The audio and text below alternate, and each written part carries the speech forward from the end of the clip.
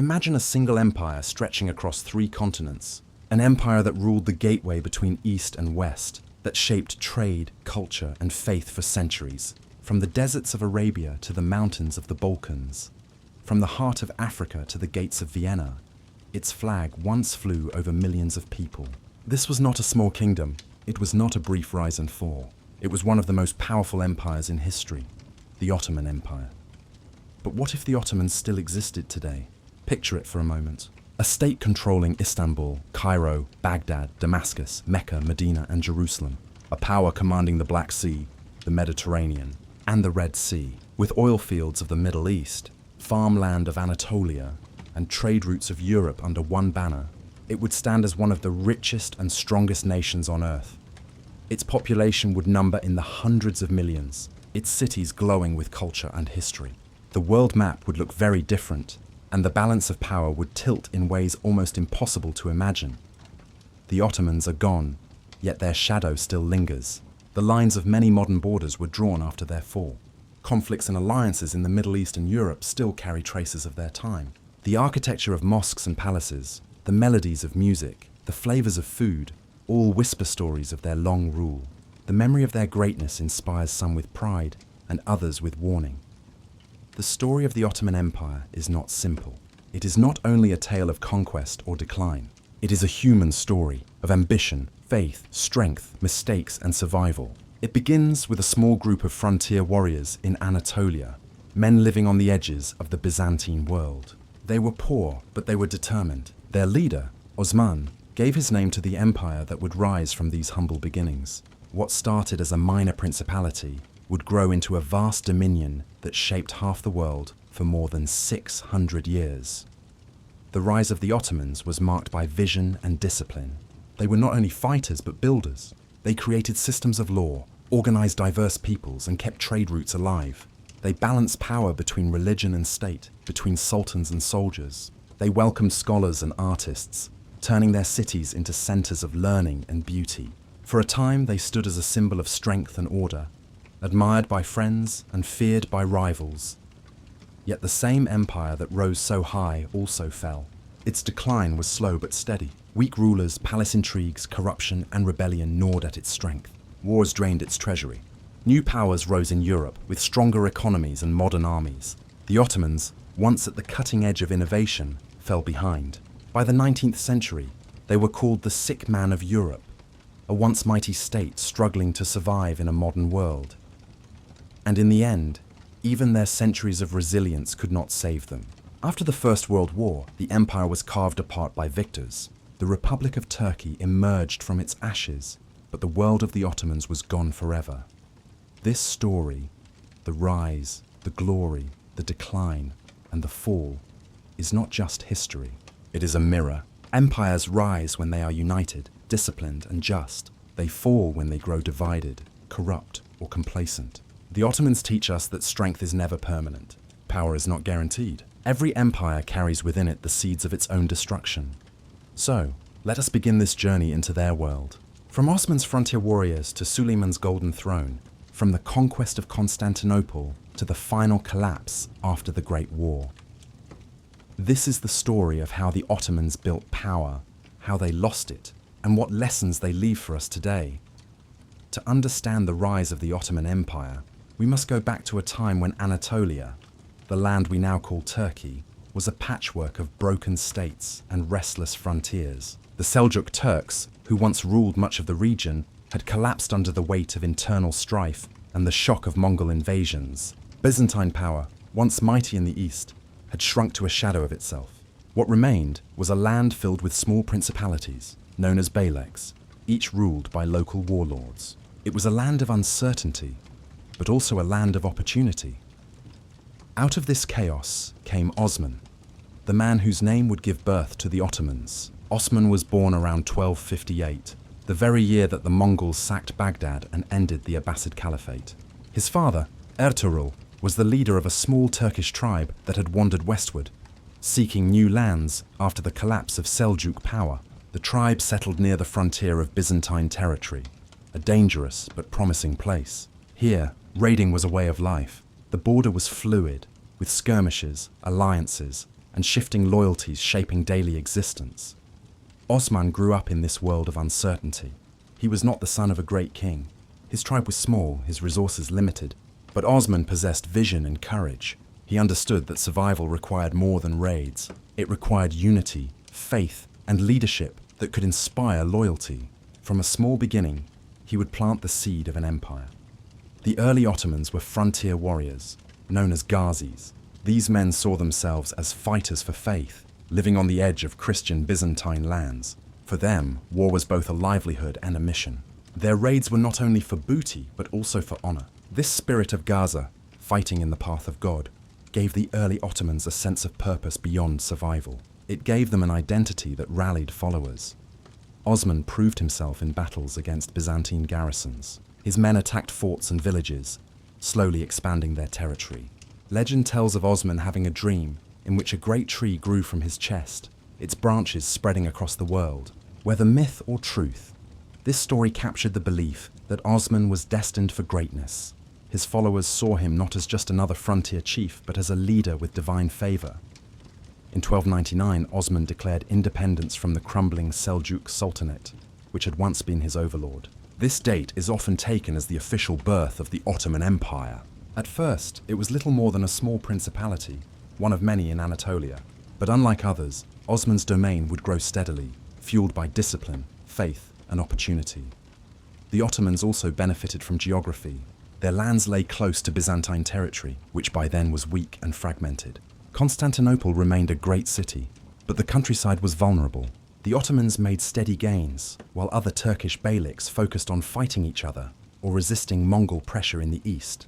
Osman's strategy of pushing westward gave his people space to grow and resources to sustain their army. Osman's leadership was also marked by inclusivity. He welcomed not only Turks but also others willing to fight for him. Many Christians living on the frontier, weary of Byzantine taxes and wars, joined his side. The Ottomans gained strength by integrating diverse peoples, offering them land, protection, and opportunity. This practice would continue throughout Ottoman history, becoming one of their strengths. By the time Osman died around 1324, his small principality had doubled in size. He had captured key fortresses, secured loyalty from neighboring tribes, and built the foundation of what would become an empire. His followers buried him in Sout, the heart of his domain, and his descendants would carry his name across continents. The origins of the Ottomans remind us that empires often rise not from wealth or luxury, but from hardship. A small tribe, living on the edge of survival, found purpose in faith and leadership. Osman's vision turned weakness into strength, and his determination transformed a frontier clan into the seed of one of the greatest empires in history. The world did not yet know what was coming. To outsiders, the Ottomans were just another Turkish beylik, one of many that would likely vanish, but within a few generations, they would capture Constantinople, dominate trade routes, and stand as the greatest Muslim empire of their age. Osman had planted the tree, and soon its branches would spread far and wide. When Osman passed away, leadership passed to his son, Orhan. The young principality was still fragile. It had no great cities, no massive army, no overflowing treasury. The Ottomans were surrounded by rivals, other Turkish beyliks in Anatolia, Mongol influences lingering in the east, and the Byzantines holding key fortresses to the west. Survival was never guaranteed. For Orhan and his warriors, every year was a test of endurance. The first challenge was legitimacy. The Ottomans were newcomers among the Turkish states. Others doubted their strength. But Orhan moved carefully, balancing diplomacy with war.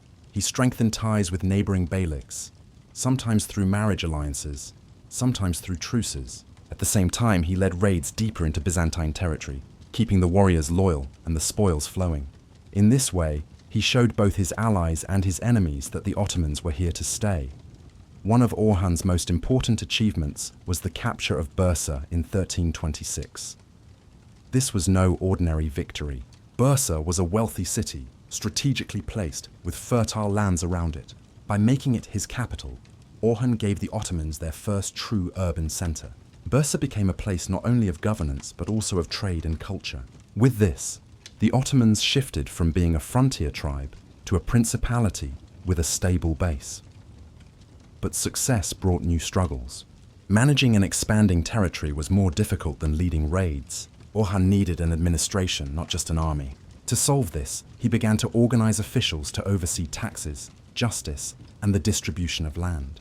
He introduced coins bearing his name, a sign of independence and authority. The Ottomans were learning how to transform conquest into governance. Still, the greatest test remained on the battlefield. The Byzantines, though weakened, were not yet defeated. They still controlled strong fortresses and could call upon allies. Orhan's forces clashed repeatedly with Byzantine armies, often outnumbered but more disciplined. Step by step, the Ottomans pushed deeper into Byzantine lands, wearing down their enemy with persistence. Another turning point came in 1354, when an earthquake damaged the Byzantine fortress at Gallipoli. The Ottomans seized the chance and occupied the site. This gave them their first permanent foothold in Europe. From here, they could expand into the Balkans. It was a bold move. No other Turkish state had crossed into Europe in this way. The Ottomans had now become more than an Anatolian power. They were a force straddling two continents.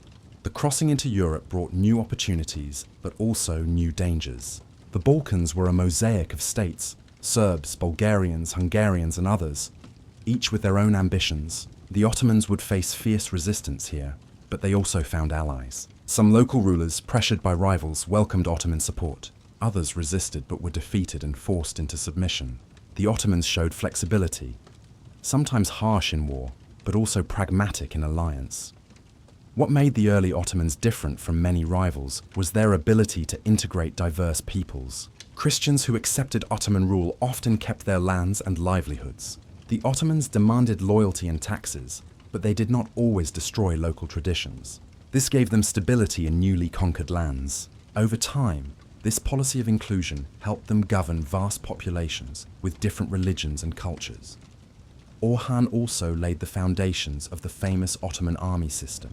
He created a standing force known as the Janissaries, recruited through the Devshirme system in later years, where Christian boys were trained to become elite soldiers. Though this system would develop fully under later rulers, Orhan's early steps gave the Ottomans a disciplined edge. Unlike many medieval armies, which were temporary and irregular, the Ottomans began building a permanent military machine.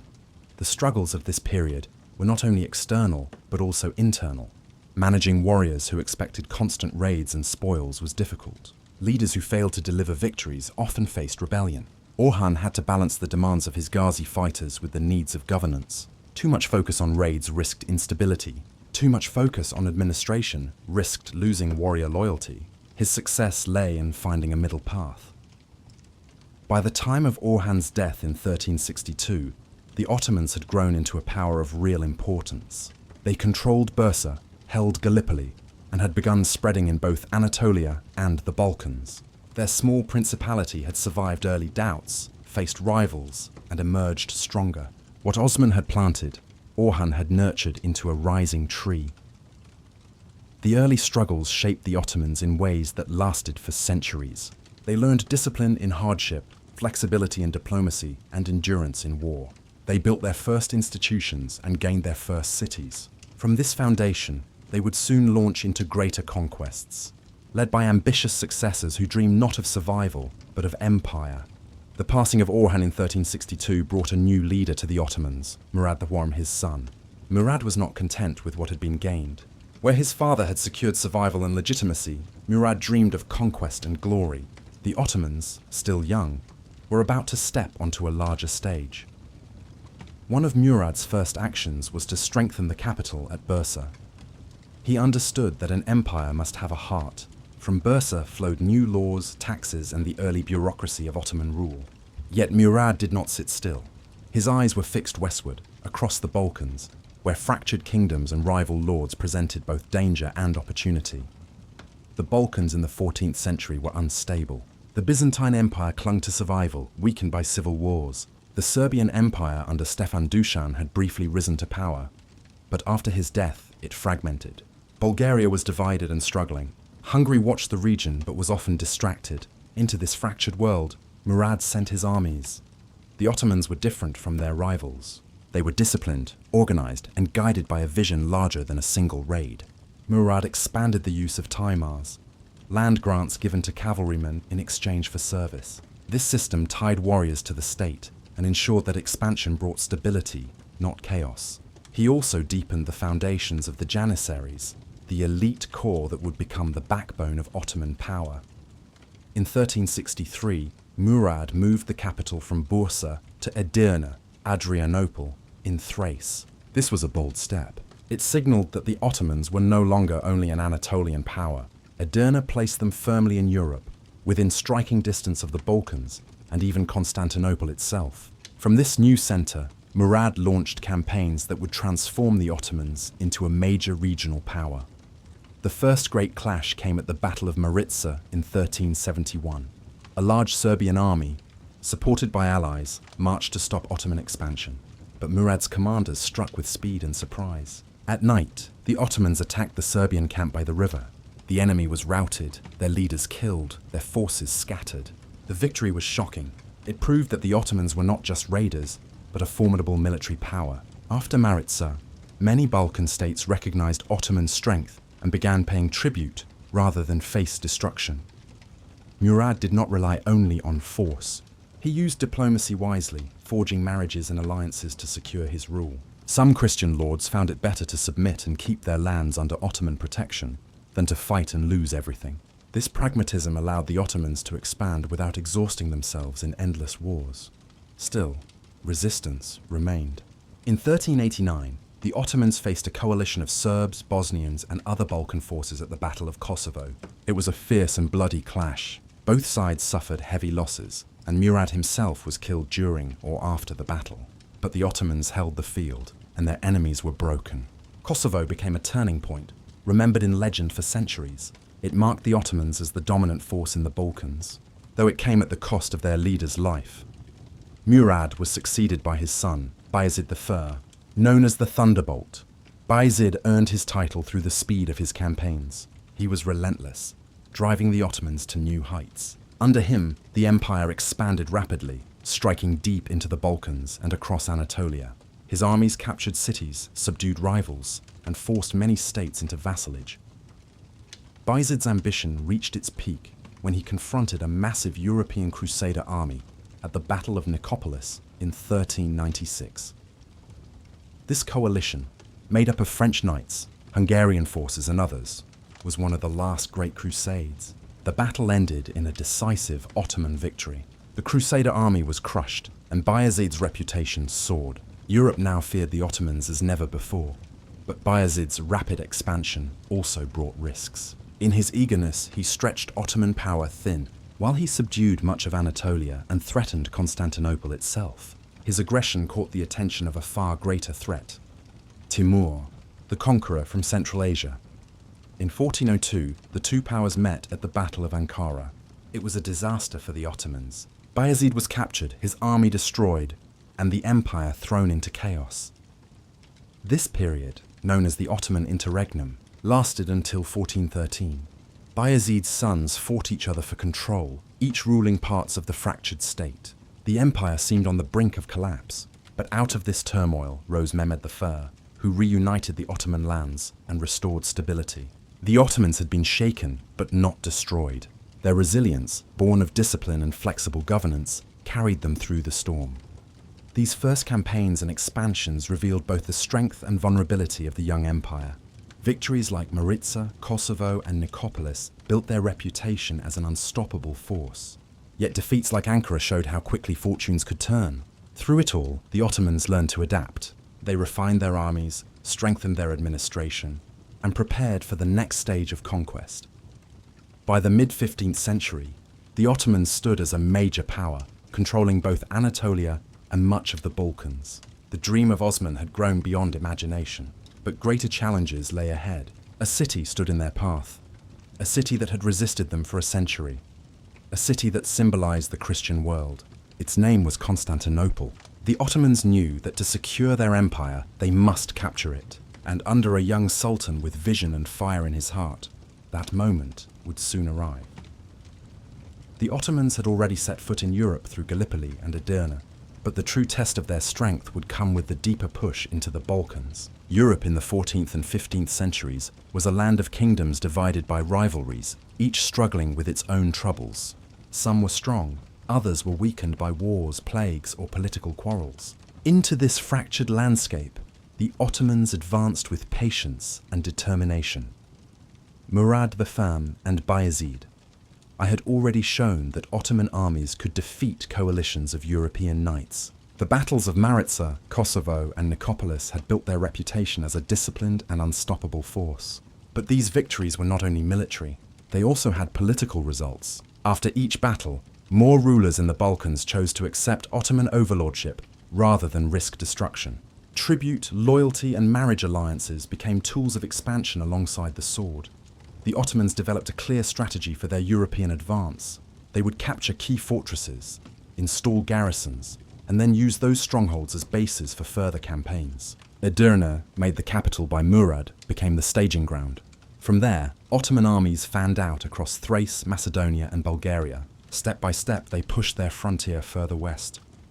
One reason for their success was flexibility. The Ottomans understood that outright conquest was not always necessary. Some local lords became vassals, keeping their lands but paying tribute and providing soldiers. This allowed the empire to expand quickly without overextending. Others resisted and were crushed, their lands absorbed directly into the Ottoman system. This mixture of force and diplomacy gave the Ottomans a unique advantage over more rigid powers. As they advanced, the Ottomans also showed tolerance toward different faiths. Christians in conquered lands were often allowed to keep their churches and traditions, as long as they paid the jizya tax and remained loyal. This policy, though rooted in Islamic tradition, also made practical sense. By avoiding forced conversions and mass persecution, the Ottomans reduced resistance and kept their provinces stable. Still, expansion was not without fierce battles. The Serbs, Bulgarians, and Hungarians fought to protect their lands. The Battle of Kosovo in 1389, though remembered with sadness in Serbian legend, marked the beginning of Ottoman dominance in the region. By the early 15th century, Bulgaria had fallen under Ottoman control, and Serbia became a vassal state. Hungary remained a strong rival, but it could not stop the gradual Ottoman advance. The Ottomans also strengthened their presence through infrastructure. Roads were repaired, bridges built, and caravan routes secured. This allowed armies to move swiftly and supplies to flow steadily. Towns captured in the Balkans became centers of trade and governance, tied directly to the empire's growing administration. By the reign of Mehmed I and later Murad II, the Balkans were firmly within Ottoman grasp. Murad II in particular launched campaigns that brought Albania, Macedonia, and much of Greece into Ottoman control. His wars with Hungary were hard fought, with victories and setbacks, but the overall trend was clear. The Ottomans were becoming the dominant power in southeastern Europe. One of the most dramatic moments of this expansion came with the long struggle against the city of Constantinople. For centuries, the Byzantines had held on, even as their empire crumbled around them. The city's walls were legendary, and many believed they could never be broken. Several Ottoman rulers besieged it, but none succeeded. For the Ottomans, however, Constantinople was more than just a city. It was the key to uniting their lands in Anatolia and Europe. It was a symbol of power and a prize that would confirm their destiny as heirs to empire. In the meantime, they tightened the noose. By capturing surrounding towns and cutting off trade routes, the Ottomans slowly strangled Byzantine strength. Each year, the Empire of Constantinople grew weaker, while the Ottomans grew stronger. By the mid-15th century, the stage was set for a young sultan with vision to attempt what had long seemed impossible. The deeper expansion into Europe also brought the Ottomans into greater contact with Western Christendom. The papacy called for crusades to resist them, but enthusiasm in Europe was often divided. Some kings feared the Ottomans, others saw them as useful allies against rivals. The fragmented nature of European politics worked in Ottoman favor. While Europe argued, the Ottomans advanced. The expansion into Europe gave the Ottomans more than land. It gave them prestige, resources, and a reputation that spread across the known world. Muslim rulers in the Middle East admired their victories. European courts feared their discipline. Traders recognized the growing safety of routes under their control. By the mid-1400s, the Ottomans were no longer seen as just another Turkish principality. They were a rising empire, and all eyes turned to see how far they would go. But expansion also created challenges. Governing Christian populations in the Balkans required careful balance.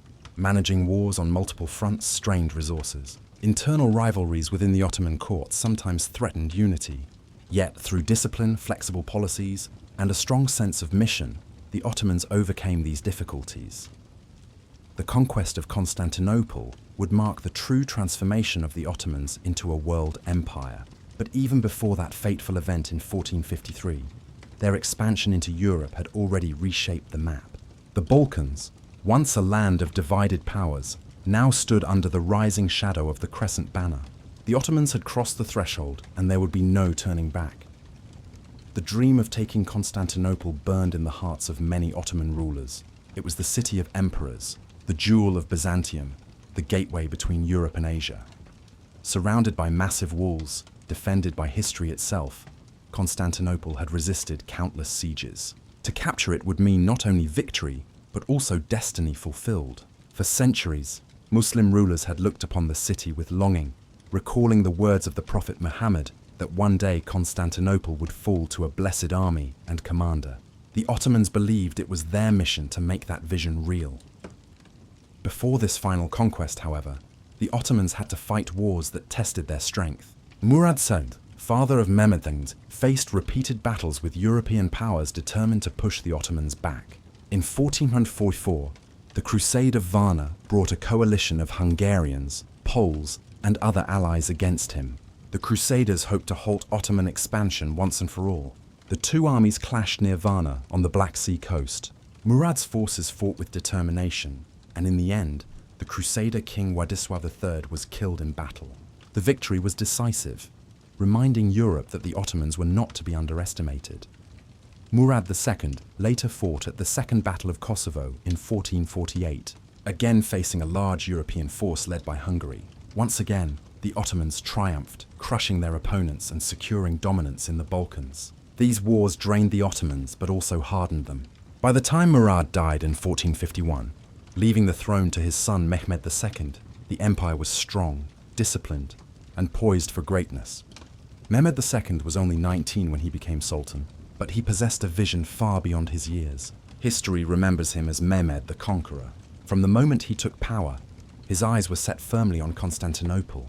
He knew that capturing the city would transform the Ottomans from a regional power into a true empire. Preparations began immediately. Mehmed rebuilt and expanded the army, ensuring both the Janissaries and cavalry were ready for the coming siege. He invested in new technology, massive cannons capable of breaking through walls once thought unbreakable. The most famous of these, built by a Hungarian engineer named Orban, could fire stones weighing hundreds of kilograms. For the first time in history, the legendary Theodosian walls of Constantinople faced weapons powerful enough to shatter them.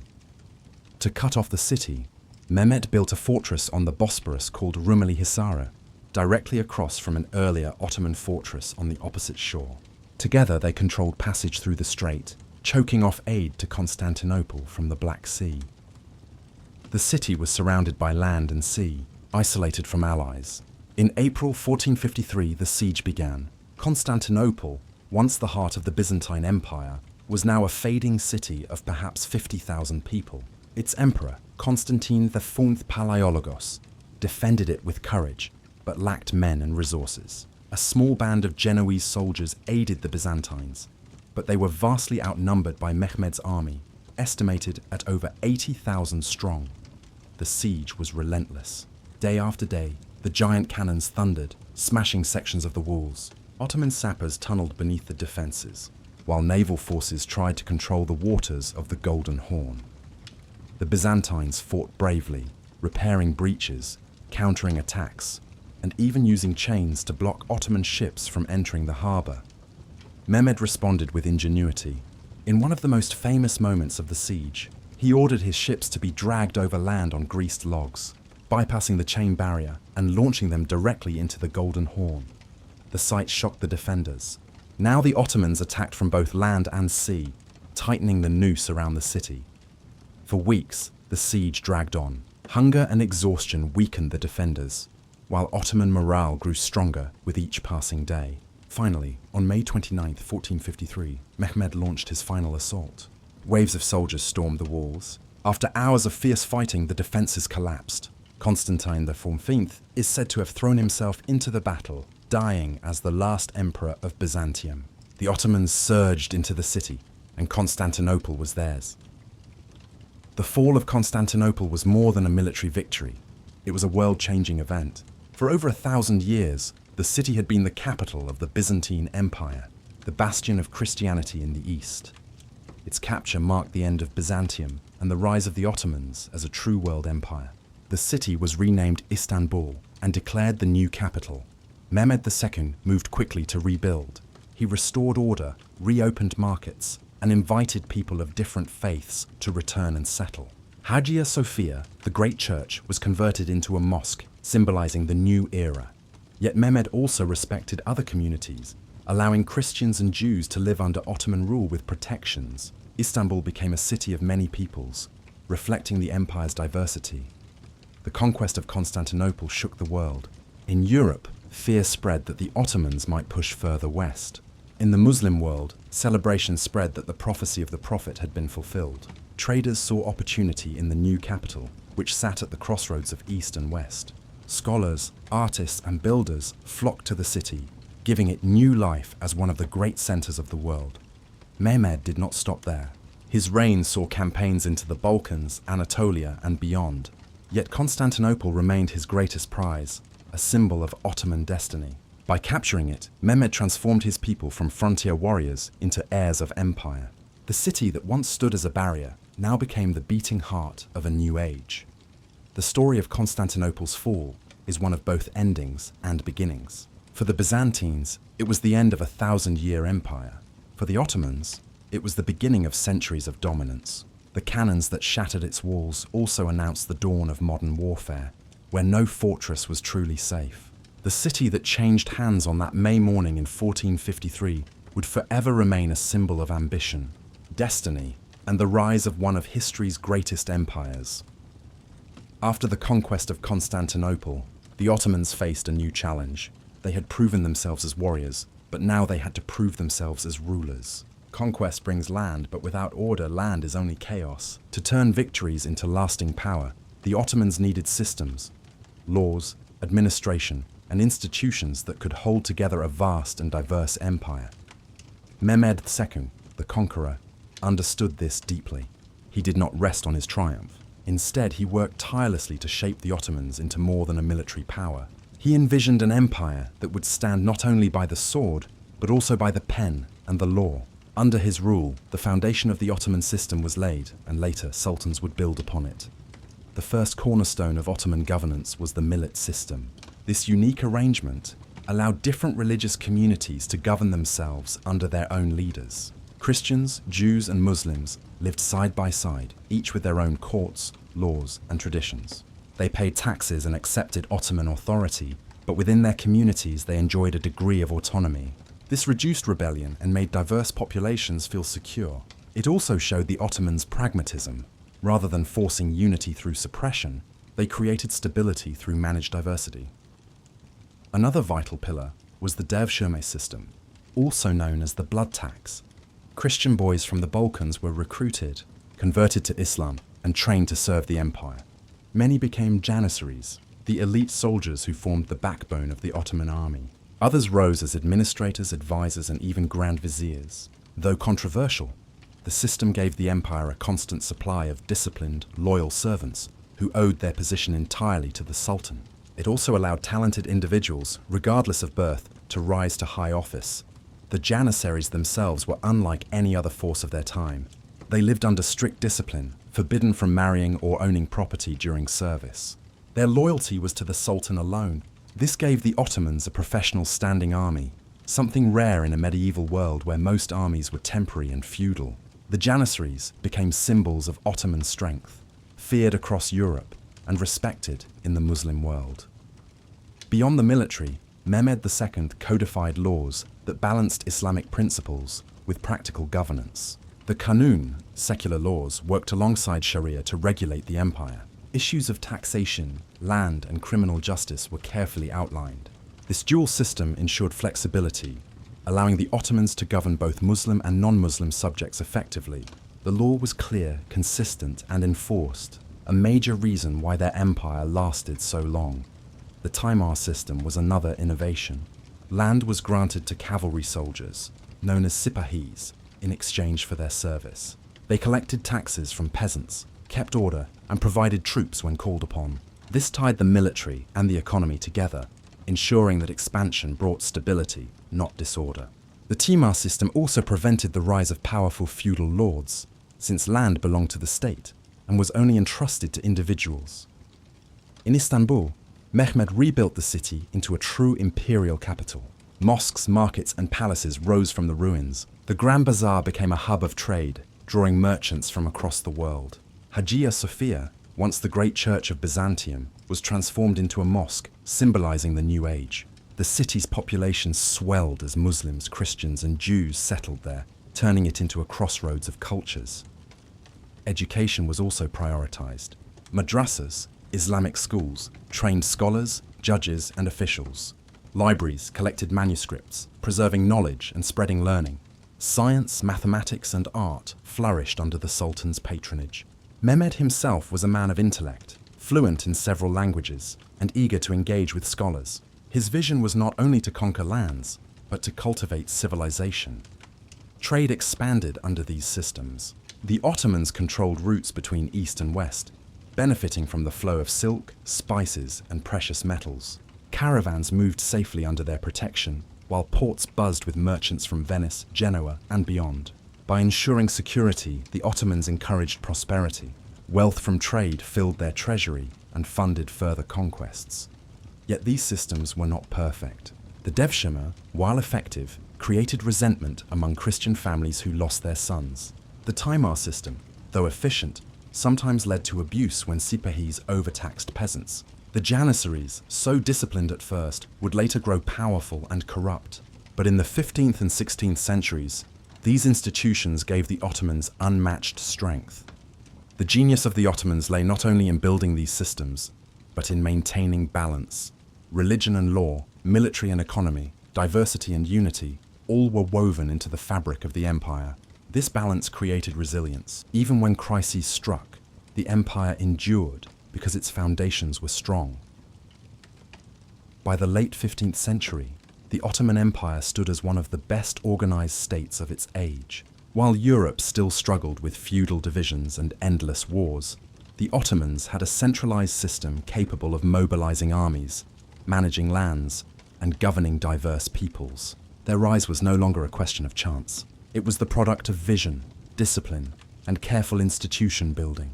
From these systems, the empire would launch into its golden age. Suleiman the Magnificent would inherit a state that was already powerful, but he would raise it to new heights. The Ottomans were no longer just conquerors.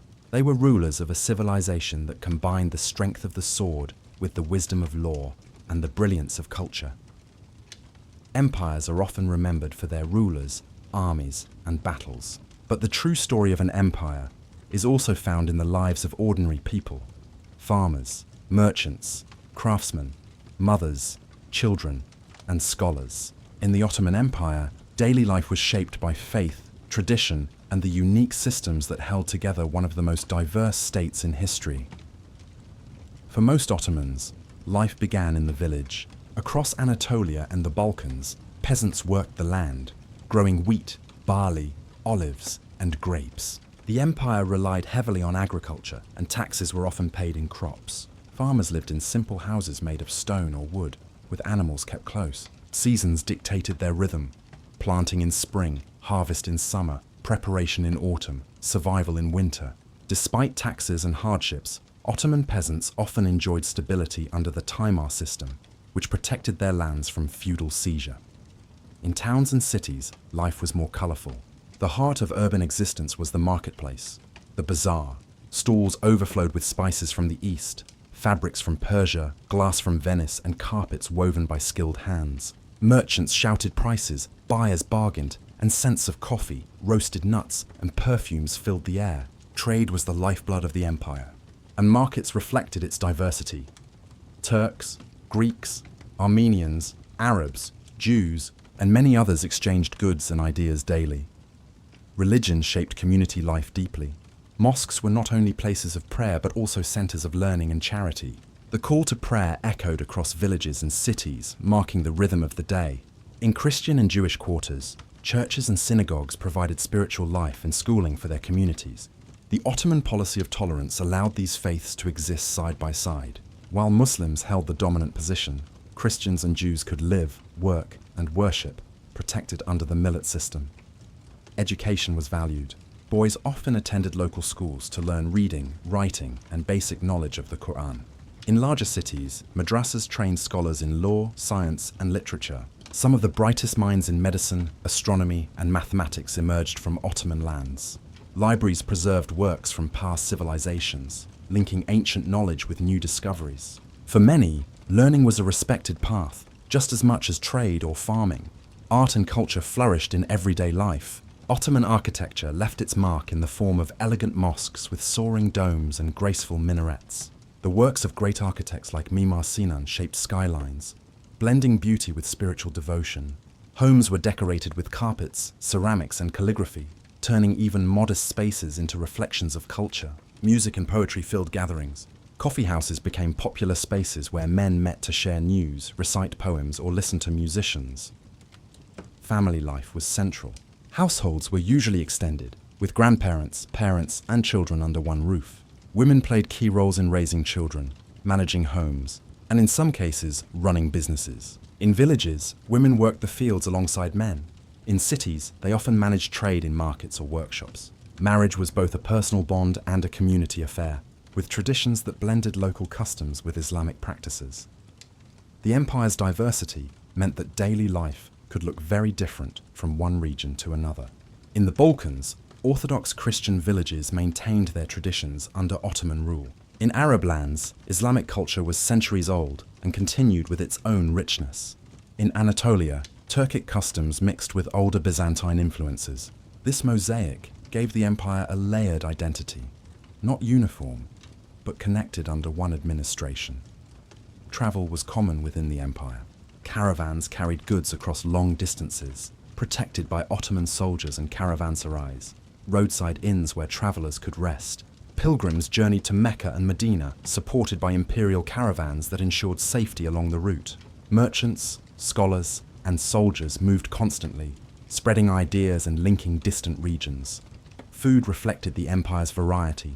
Bread was a staple, often eaten with cheese, olives, and vegetables.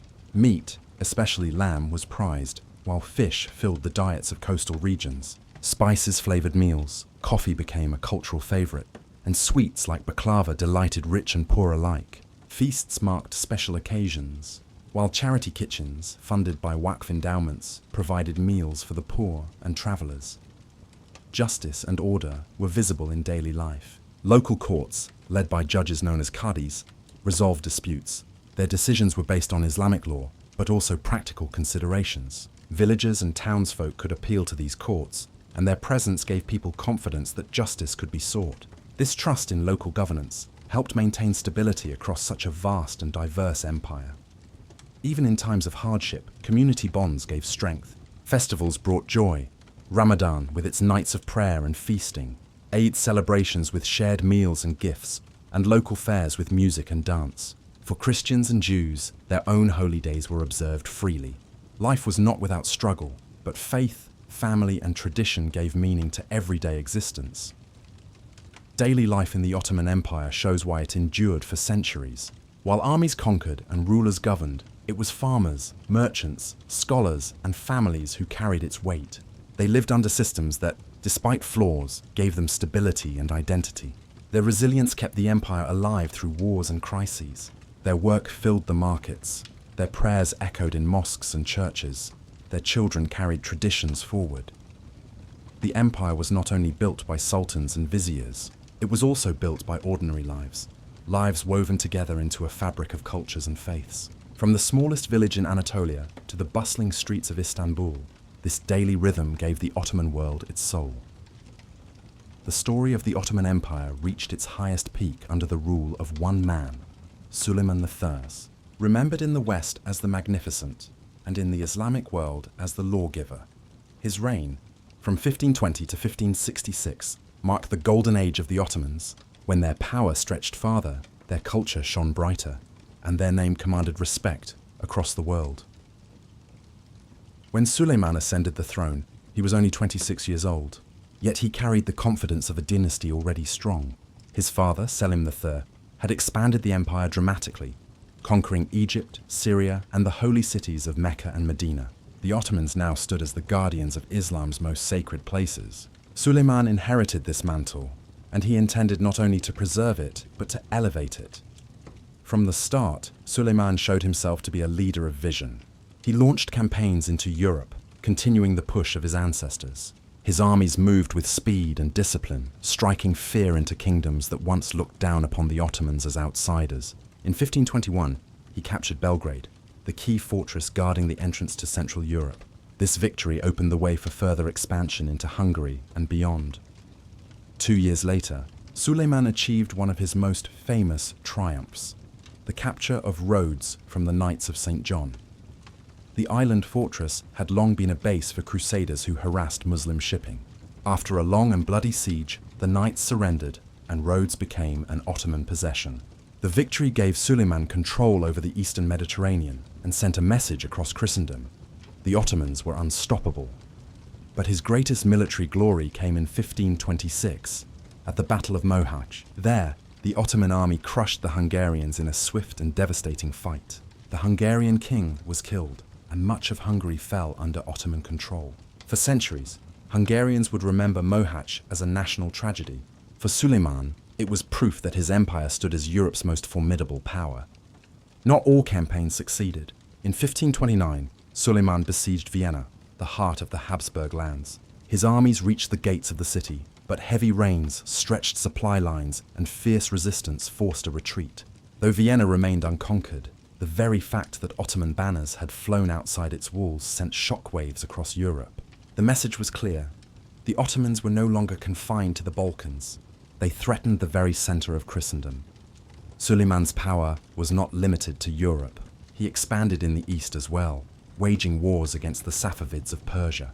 The long rivalry between the Sunni Ottomans and Shia Safavids shaped politics in the Middle East for centuries. Suleiman captured Baghdad in 1534, bringing Iraq under Ottoman control and further strengthening his position as the leading Muslim ruler of the age. At sea, the Ottomans also reached new heights. Suleiman's admirals, most famously Hayreddin Barbarossa, dominated the Mediterranean. Their fleets clashed with the Spanish and Venetians, securing Ottoman supremacy in key waters.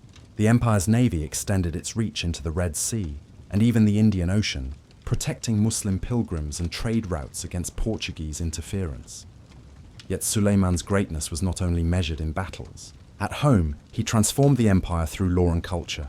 He earned the title Kanuni, the lawgiver, by codifying and expanding the legal system. His laws regulated taxation, property rights, and criminal justice, balancing Islamic principles with practical governance. This legal framework brought order to a diverse empire and gave it stability that lasted long after his death. Suleiman also patronized the arts. His reign saw an explosion of architecture, literature, and craftsmanship. The great architect Mimar Sinan designed mosques, bridges, and palaces that still stand as masterpieces of Ottoman style. The Süleymaniye Mosque in Istanbul, commissioned by Suleiman, remains one of the city's most iconic landmarks, blending beauty, spirituality, and power. In literature, poets flourished under his patronage, writing in Turkish, Persian, and Arabic. Calligraphy, ceramics, and textiles reached new levels of refinement. Music echoed in courts and homes, reflecting the empire's diversity of cultures and traditions. Istanbul became not only a political capital, but also a cultural heart of the world.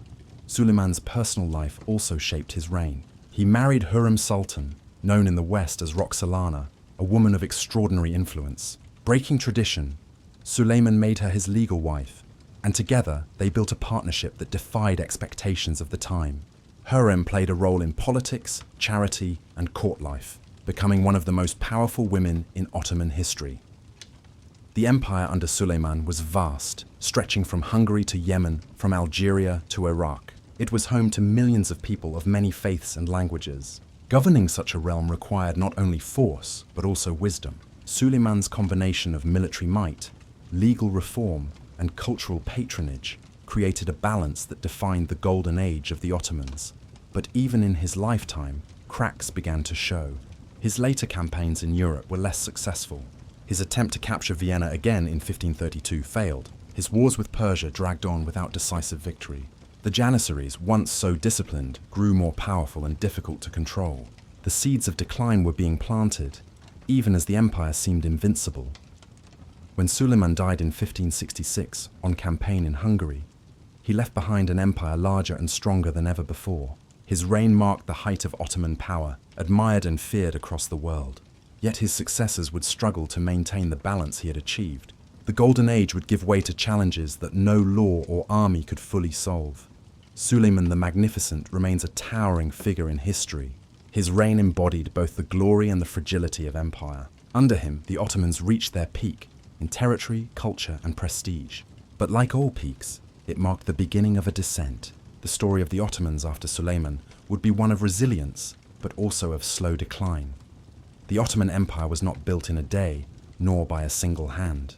It rose, expanded, and flourished because of a line of leaders who combined vision, courage, and determination. Each of them left their mark, shaping the empire in ways that endured long after their deaths. To understand the strength of the Ottomans, we must look closely at these great leaders and the achievements that made them legendary. Osman Daif, the founder.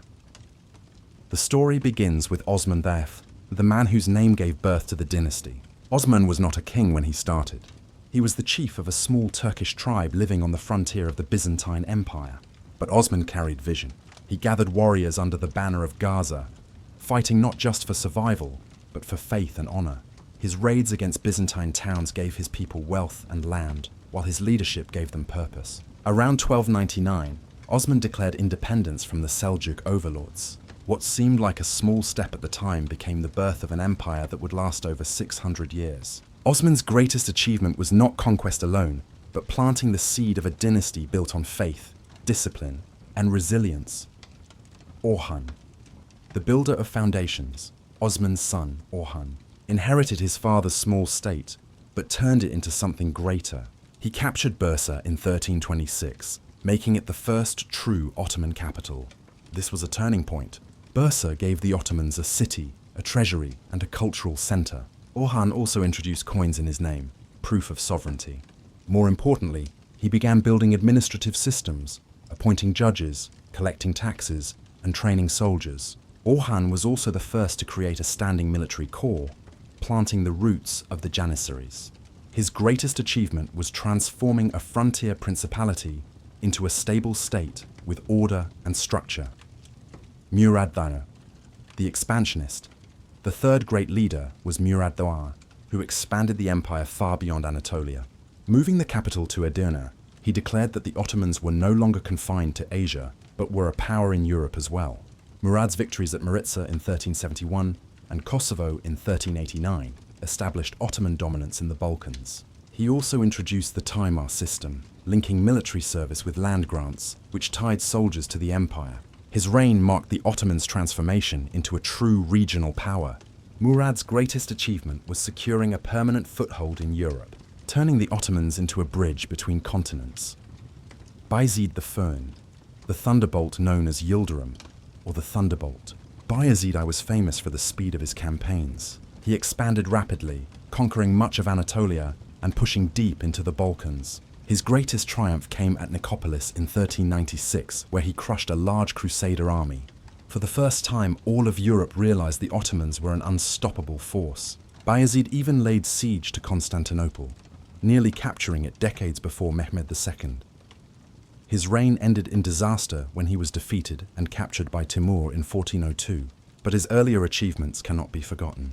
Bayezid's lightning conquests brought the empire to new heights of power. Mehmed II, the conqueror, Mehmed the Sku, remembered as Fatih Sultan Mehmed, stands as one of the most iconic figures in Ottoman history. His capture of Constantinople in 1453 fulfilled a dream that had eluded Muslim and Turkish rulers for centuries. With cannons, strategy, and determination, he broke through walls thought to be impenetrable. Renaming the city Istanbul, he made it the empire's new capital. Mehmed did more than conquer. He rebuilt the city, encouraged trade, and established laws that balanced religion with practical governance. His vision turned the Ottomans from a regional power into a true empire. His greatest achievement was not only taking Constantinople, but reshaping it into the heart of a civilization that lasted for centuries. Selim the Fair, the Grim Selim Fair, called Yavuz, or the Grim, ruled for only 8 years, 1512-1520. But in that short time, he doubled the empire's size. He defeated the Safavids at Chaldiran in 1514, securing eastern Anatolia. Then, in a stunning campaign, he conquered Syria, Egypt, and the holy cities of Mecca and Medina. With these conquests, the Ottomans became the custodians of Islam's most sacred places. The caliphate, long associated with the Abbasids, was transferred to the Ottomans during his reign. Selim's greatest achievement was making the Ottomans not only a political and military power, but also the spiritual leaders of the Muslim world. Suleiman the Magnificent, the lawgiver, no. List of great Ottoman leaders is complete without Suleiman Bas. His reign was the pinnacle of Ottoman glory. Militarily, he expanded into Hungary, Iraq, and North Africa, and even besieged Vienna. At sea, his admirals dominated the Mediterranean. But Suleiman was not only a conqueror, he codified Ottoman law, balancing Sharia with secular canon.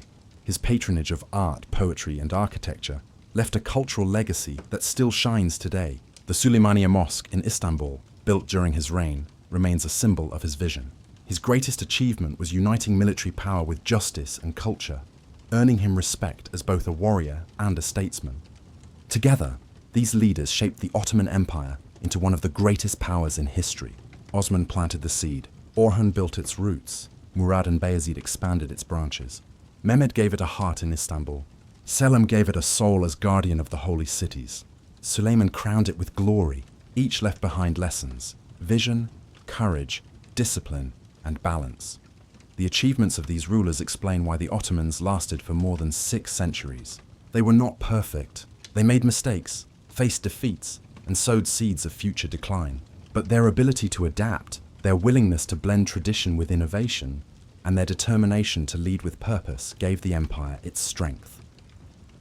History often remembers empires by their greatest leaders, and for the Ottomans, this is fitting, for it was through their vision and their achievements that a small frontier tribe rose to rule lands across 3 continents.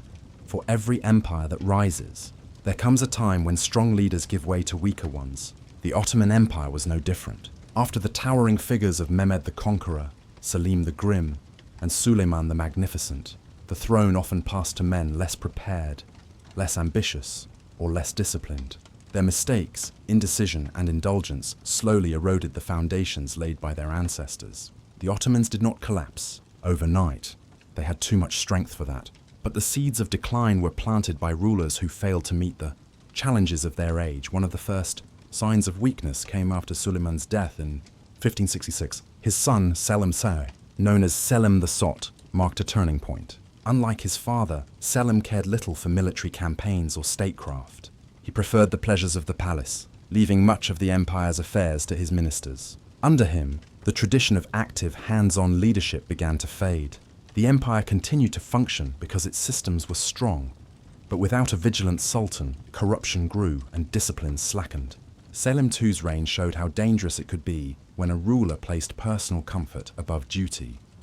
The Sultanate of Women also began in this period, as palace politics grew more influential. Powerful women in the harem, mothers of young sultans, and court factions often controlled decisions. While some women acted wisely, others placed personal interests above the needs of the empire. This shift in power weakened the authority of the throne, as policies were shaped not by strong rulers, but by court intrigues. Another damaging trend was the growing independence of the Janissaries. Originally, they were loyal servants of the Sultan, disciplined and obedient. But over time, weak rulers allowed them to gain privileges, wealth, and political influence. By the 17th century, the Janissaries were no longer just soldiers. They became a powerful interest group, capable of rebelling, deposing sultans, or forcing new policies. Instead of guarding the empire, they often guarded their own power. This change weakened the state from within. Several sultans after Suleiman were either too young, too inexperienced, or too uninterested to rule effectively. Murad III, 1574-1595, indulged in pleasures and delegated much of his rule to corrupt officials. Mehmed III, 1595-1603, began his reign by executing his brothers, a brutal custom meant to prevent civil war, but one that robbed the empire of potential leaders. Ahmed III, 1603-1607, though remembered for commissioning the beautiful Blue Mosque, faced constant rebellions and unrest. The 17th century saw particularly unstable leadership. Mustafa the Far, who reigned twice between 1617 and 1623, was known for his mental instability and erratic behavior. Osman the Shah, 1618 to 1622, tried to reform the Janissaries but was killed in a rebellion. Murad IV, 1623-1640, briefly restored discipline with harsh measures, banning alcohol and tobacco, but his methods were brutal and unsustainable. After him, weak rulers returned, and the cycle of corruption continued. One of the greatest mistakes of these sultans was failing to keep up with Europe's rapid changes. While the Ottomans grew complacent, Europe entered the Renaissance, the scientific revolution, and the early stages of industrial and naval advancements. European armies adopted new weapons, tactics, and ship designs, while the Ottomans often clung to old methods. Weak rulers lacked the vision to reform the empire's military and economy to match these changes. Another mistake was economic mismanagement. As trade routes shifted with the discovery of the Americas and sea routes around Africa, the Ottomans lost control of much of the east-west trade that had enriched them for centuries. Instead of adapting, weak rulers allowed deficits to grow. Heavy taxation angered peasants, while corruption drained the treasury. Inflation soared when cheap silver from the New World flooded markets, further destabilizing the economy. Diplomatically, weak rulers often failed to secure strong alliances or wisely manage enemies. Some sultans preferred to buy peace with bribes or concessions, which only emboldened rivals. Others launched campaigns without planning, wasting lives and resources. The empire still won victories, but its aura of invincibility began to fade. Perhaps the greatest mistake of weak rulers was the neglect of leadership itself. The early Ottomans, from Osman to Suleiman, were present with their armies, leading campaigns and overseeing justice. Later, sultans often remained in the palace, cut off from their soldiers and people. This distance created mistrust and weakened the bond between ruler and ruled. Without the inspiration of strong leadership, the empire's unity slowly frayed. Still, it must be said that even under weak rulers, the Ottoman Empire endured.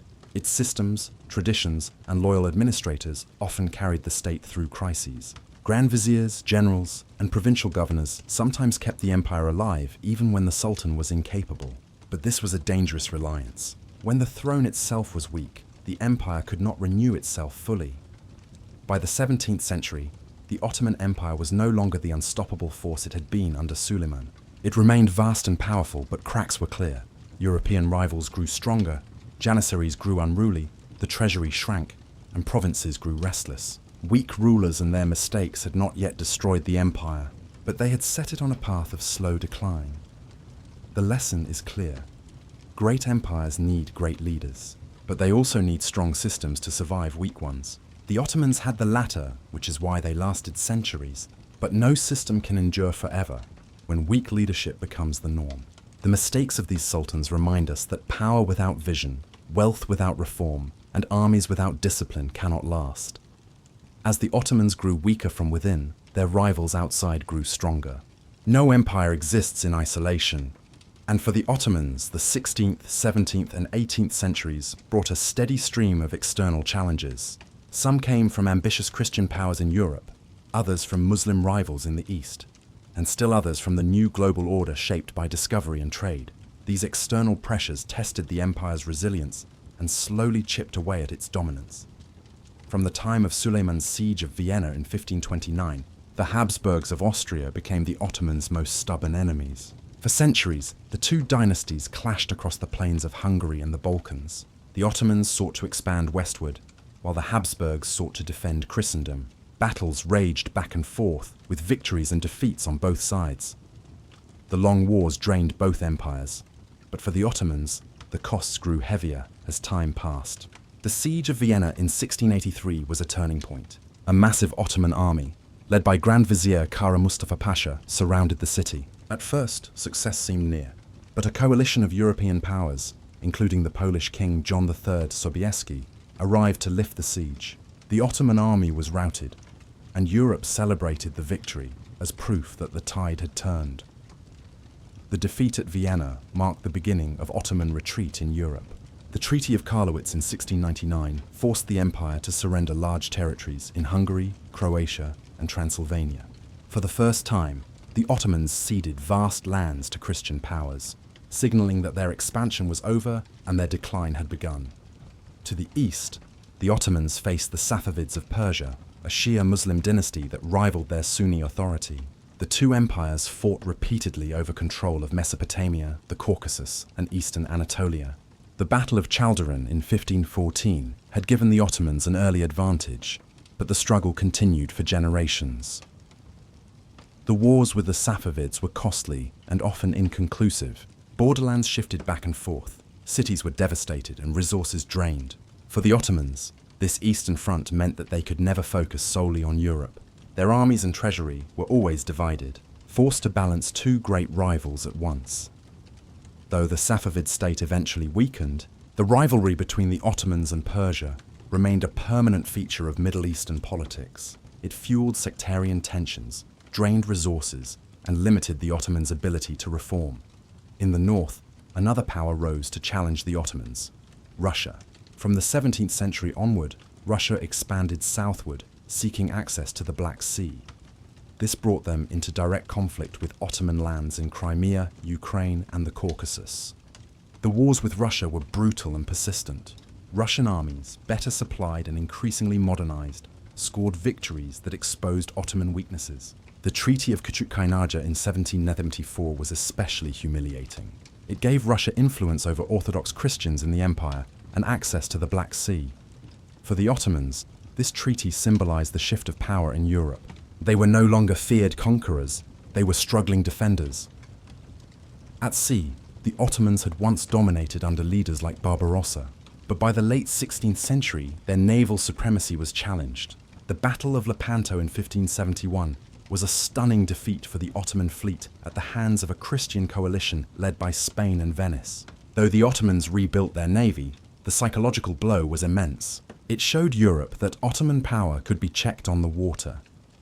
Venice remained a constant naval rival, clashing with the Ottomans over control of islands and trade routes in the Mediterranean. These wars drained resources and distracted attention from more pressing threats. At the same time, new global sea routes discovered by Portugal, Spain, and later the Dutch and English shifted world trade away from the Ottoman-controlled Silk Road. The empire's wealth, once flowing from caravans and ports, began to decline as Europe looked to the Americas and the oceans for riches. Perhaps the greatest external challenge was not a single rival, but the changing shape of the world itself. When European explorers sailed around Africa and into the Americas, they bypassed Ottoman-controlled trade routes. Spices, gold, and silver no longer flowed through the Middle East as they once had. Instead, Europe grew rich from colonies and overseas trade, while the Ottomans struggled to adjust. The empire remained powerful on land, but its economic base weakened. European merchants brought cheap goods, flooding markets and undermining local production. Inflation soared as silver from the Americas entered global trade. The Ottomans, once at the center of commerce, now found themselves pushed to the side of a new global economy. Throughout the 17th and 18th centuries, the Ottomans faced almost constant war. Against Austria, Russia, Persia, Venice, and others, they fought on multiple fronts. Victories were rare, defeats grew more common, and treaties often forced humiliating concessions. The empire still had strength, but it could no longer expand. Its energy was spent simply holding on to what it had.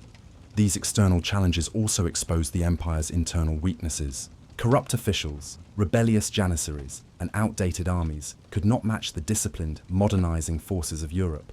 Each war revealed cracks, and each defeat widened them. By the 18th century, the Ottoman Empire was no longer feared as it had been in Suleiman's time. European powers referred to it as the sick man of Europe, a state still vast but clearly struggling. The empire's enemies smelled weakness, and their ambitions grew. Russia sought warm water ports. Austria pushed deeper into the Balkans. Britain and France eyed Ottoman lands for their own colonial strategies. The Ottomans had once been the storm sweeping across continents. Now they were the wall struggling to hold back stronger waves. External challenges did not alone destroy them, but they drained their strength, exposed their flaws, and accelerated their decline. The Ottoman Empire had survived centuries of wars, sieges, and foreign threats. Yet the deepest wounds often came from within. External enemies could be fought with armies, but internal problems were slower, more subtle, and harder to fix. Over time, corruption, mismanagement, rebellion, and decay inside the empire weakened it more than any battle could. These internal cracks gradually widened, leaving the empire less able to defend itself against outside forces. In the early centuries, Ottoman rulers and officials were known for discipline and order.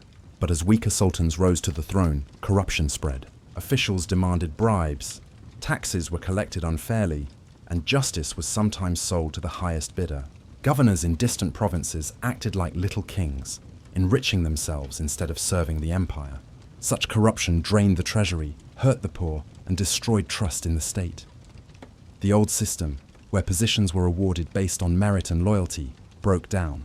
Instead, favoritism and nepotism ruled. Friends, relatives, and court favorites gained posts regardless of skill. This created incompetence in administration and resentment among the capable. Over time, the empire's great machine of governance grew rusty, unable to function as smoothly as before. The Janissaries had once been the pride of the empire, an elite corps of soldiers feared across Europe, but centuries of privilege corrupted them. By the 17th century, they were no longer the disciplined warriors of old.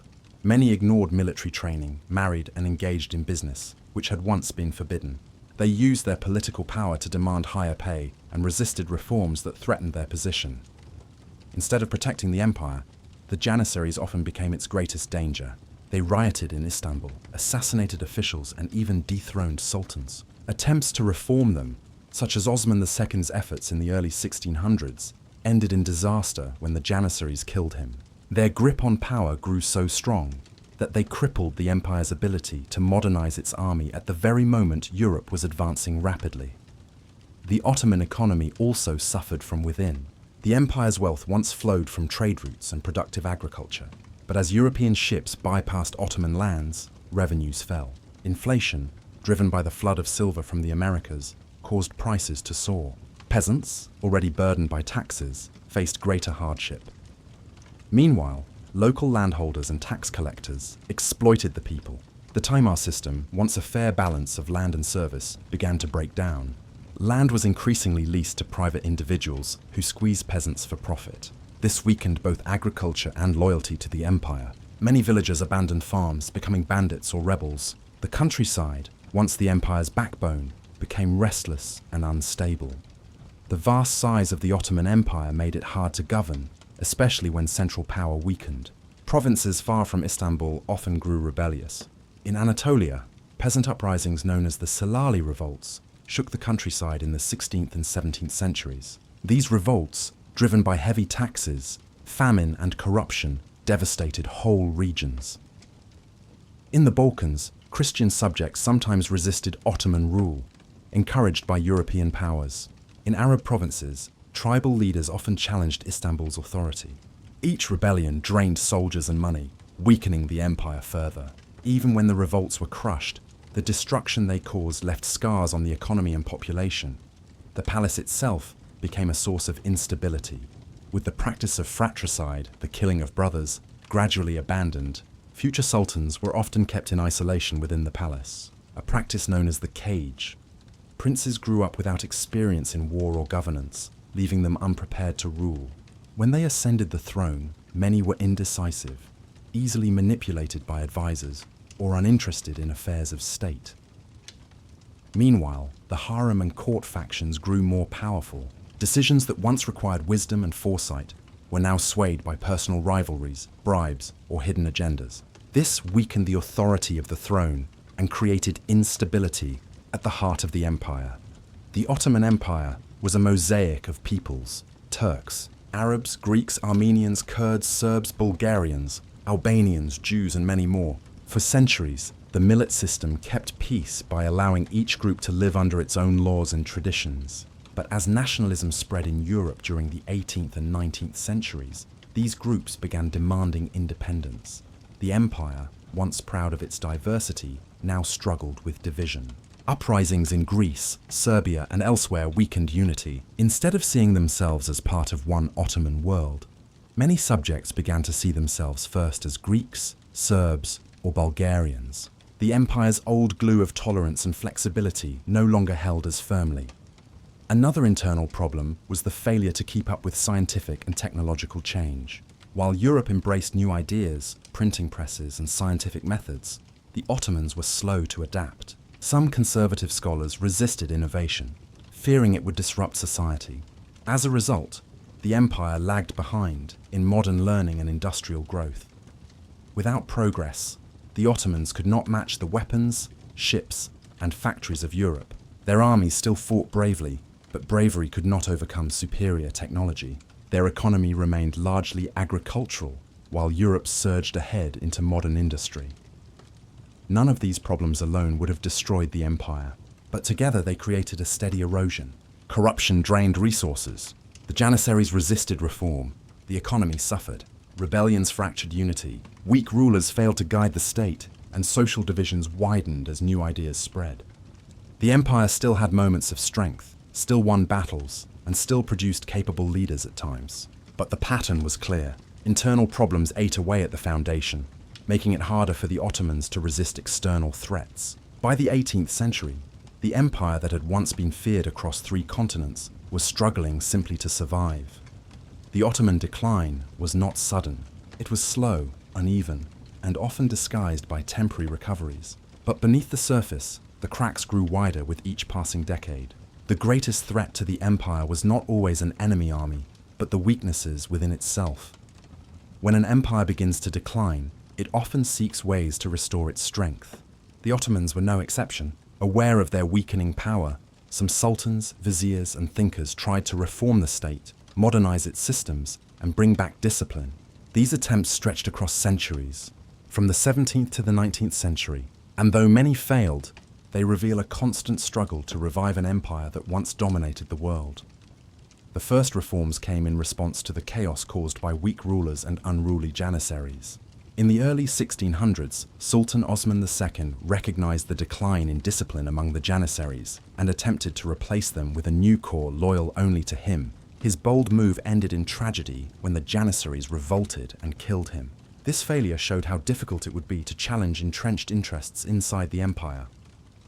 Later, Murad IV, 1623-1640, tried another approach. Known for his strict character, he banned alcohol, tobacco, and coffee to restore order. He also enforced discipline in the army, leading successful campaigns such as the conquest of Baghdad in 1638. But his reforms relied on fear and cruelty, and after his death, many of them faded away. A more sustained reform effort came in the mid-17th century through the Köprülü family of viziers. Appointed by weak sultans, these strong administrators took control of state affairs. Köprülü Mehmed Pasha, the first of the family, restored financial discipline, punished corrupt officials, and reasserted military control. His son, Köprülü Fazıl Ahmed, continued his work, winning victories in Hungary and bringing temporary stability. The Köprülüs showed that determined leadership could revive the empire, at least for a time. But their success depended on individual strength, not on lasting structural change. Once their line ended, corruption and disorder returned. By the 1700s, the Ottomans realized they lagged far behind Europe. After repeated defeats, reformers sought to learn from their rivals. The Tulip era, 1718-1730, became a period of cautious modernization. Diplomats were sent to European capitals to study new ideas in science, warfare, and administration. Printing presses began to spread knowledge, though their use was limited by resistance from conservative scholars. This period also saw cultural flourishing. Istanbul embraced new fashions, gardens, and art inspired by Europe. Yet the Tulip era ended violently when conservative forces and angry Janissaries revolted, accusing leaders of betraying tradition. The attempt to modernize too quickly created backlash, showing the deep tension between old ways and new ideas. The most ambitious reforms came in the 19th century with the Tanzimat, or reorganization. Faced with constant military defeats and internal revolts, Ottoman leaders launched sweeping changes between 1839 and 1876. These reforms aimed to modernize the empire along European lines while preserving its Islamic foundation. The Tanzimat introduced new legal codes, guaranteeing equality before the law for all subjects, Muslim and non-Muslim alike. Taxation was restructured, and efforts were made to curb corruption. A modern army was organized with European training, and new schools were built to teach science, medicine, and languages alongside traditional subjects. The empire also introduced new administrative councils and provincial reforms, trying to centralize power and reduce abuses by local governors. One of the most symbolic steps was the end of the Janissaries. In 1826, Sultan Mahmud II finally destroyed the core in what became known as the Auspicious Incident. Cannons were fired into their barracks, thousands were killed, and the centuries-old force was wiped out. It was a bloody but necessary step, clearing the way for a modern army. Despite these bold efforts, reforms often fell short. Corruption continued, and many officials resisted change because it threatened their privileges. Conservative religious leaders sometimes opposed reforms that seemed to imitate Europe too closely. Ordinary people, heavily taxed to pay for modernization, often felt burdened rather than supported. The empire's diversity also made reforms difficult. Laws promising equality for Christians and Jews angered some Muslims, while others argued the changes did not go far enough. Nationalist movements among Greeks, Serbs, and Bulgarians grew stronger, demanding independence rather than reforms. Instead of uniting the empire, the Tanzimat sometimes exposed its divisions. By the mid-19th century, new voices emerged calling for deeper change. The Young Ottomans, a group of intellectuals and writers, pushed for constitutional government, freedom, and accountability. They wanted to blend Islamic principles with modern political ideas, showing that reform did not mean abandoning faith. In 1876, Sultan Abdulhamid II briefly accepted a constitution and parliament, but soon suspended them and ruled autocratically. He introduced his own reforms, building railways, schools, and telegraphs, but ruled with tight control. His reign delayed collapse for a time, but could not stop the empire's eventual fall.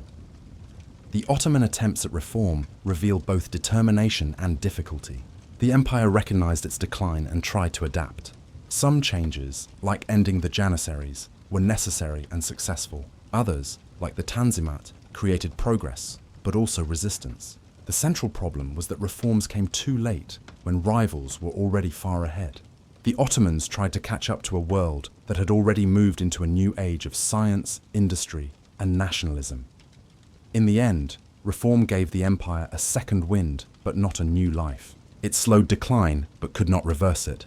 The old systems had rotted too deeply, and the new systems faced too much resistance. Still, these attempts show the Ottomans' resilience, their refusal to simply collapse without a fight, and their hope that renewal was possible, even in difficult times. The Ottoman Empire had always been a land of many peoples. Turks, Arabs, Greeks, Armenians, Kurds, Jews, Serbs, Bulgarians, and others all lived under the same rule.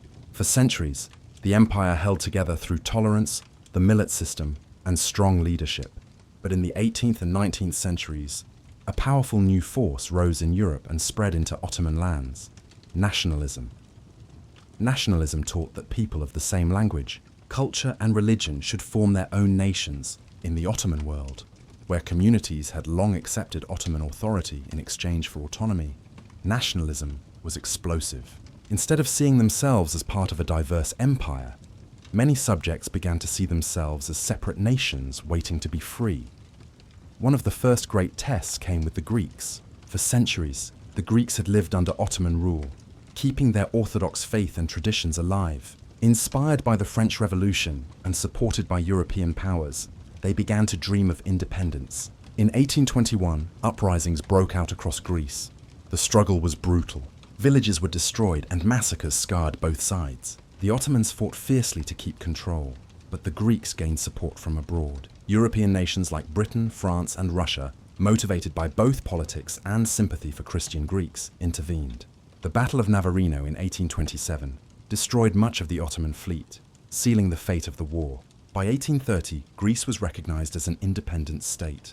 This was a crushing blow, the first major loss of European territory to nationalism. The Greeks were not alone. In the Balkans, Serbs rose in rebellion in the early 19th century, demanding autonomy. With Russian backing, they won greater self-rule, setting an example for others. Bulgarians, Romanians, and Albanians too began to stir with nationalist ideas. Each group had its own culture, church, and history, and each grew restless under Ottoman authority. These movements were not always united. Sometimes they fought among themselves as much as against the Ottomans. But the idea of independence spread like fire.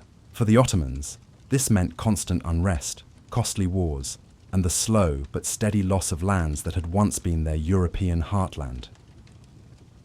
Nationalism was not limited to Christians. Among Armenians, calls for reform and protection grew stronger in the 19th century. Many Armenians wanted greater autonomy and rights within the empire, while others dreamed of independence. Tensions between Armenians and Ottoman authorities grew, leading to unrest and tragic violence in the late 1800s. In Arab lands, nationalism took a different shape. For centuries, Arabs had been loyal to the empire, united by Islam. But as the 19th century progressed, Arab intellectuals began to speak of Arab identity, language, and heritage. While Arab nationalism was slower to rise than Balkan nationalism, it planted seeds that would later bear fruit during World War I. European powers played a decisive role in encouraging nationalist movements. Russia presented itself as the protector of Orthodox Christians in the Balkans. Britain and France supported independence movements when it served their own interests. Sometimes this support was military, other times diplomatic. Nationalism inside the Ottoman Empire became a tool for European powers to weaken the state and expand their influence. This outside support made rebellions far more dangerous. The Ottomans were not only fighting their own subjects, but also facing great powers with modern armies and navies. Each uprising became harder to suppress, and each defeat pushed the empire closer to disintegration. Nationalist revolts were costly for everyone. For the Ottomans, they drained soldiers, money, and energy. For ordinary people, they brought suffering, as wars devastated lands and communities. Families were torn apart, villages burned, and ancient ties between neighbors strained. The Ottomans responded with reforms, granting autonomy to some groups and attempting to centralize control over others. But often, reforms came too late, and promises were broken by corruption or resistance from conservative factions. The empire, once praised for managing diversity, now struggled to hold it together. By the late 19th century, the Ottomans had lost Greece, Serbia, Romania, and Bulgaria. The Balkans, once the empire's proud conquests, slipped away piece by piece. European powers referred to the Ottomans as the sick man of Europe, a once great empire now weakened by nationalist fever and foreign intervention. Still, the Ottomans endured. They remained rulers of Anatolia, much of the Arab world, and parts of southeastern Europe. But the loss of territory, the constant uprisings, and the growing pressure of nationalism showed that the empire was no longer what it had been. Nationalism was not just a challenge from outside. It was a mirror of the empire's deeper problems. It showed that loyalty to the Ottomans was fading, that communities no longer saw the Sultan as their protector, and that centuries of tolerance could not withstand the tide of modern identity. The rise of nationalism marked a turning point. The Ottoman Empire had once been defined by unity in diversity. Now it faced division at every step. The question was no longer whether the empire would lose lands, but how much and how fast. As the Ottoman Empire weakened, the great powers of Europe moved in like wolves circling an injured prey. For centuries, the Ottomans had been feared.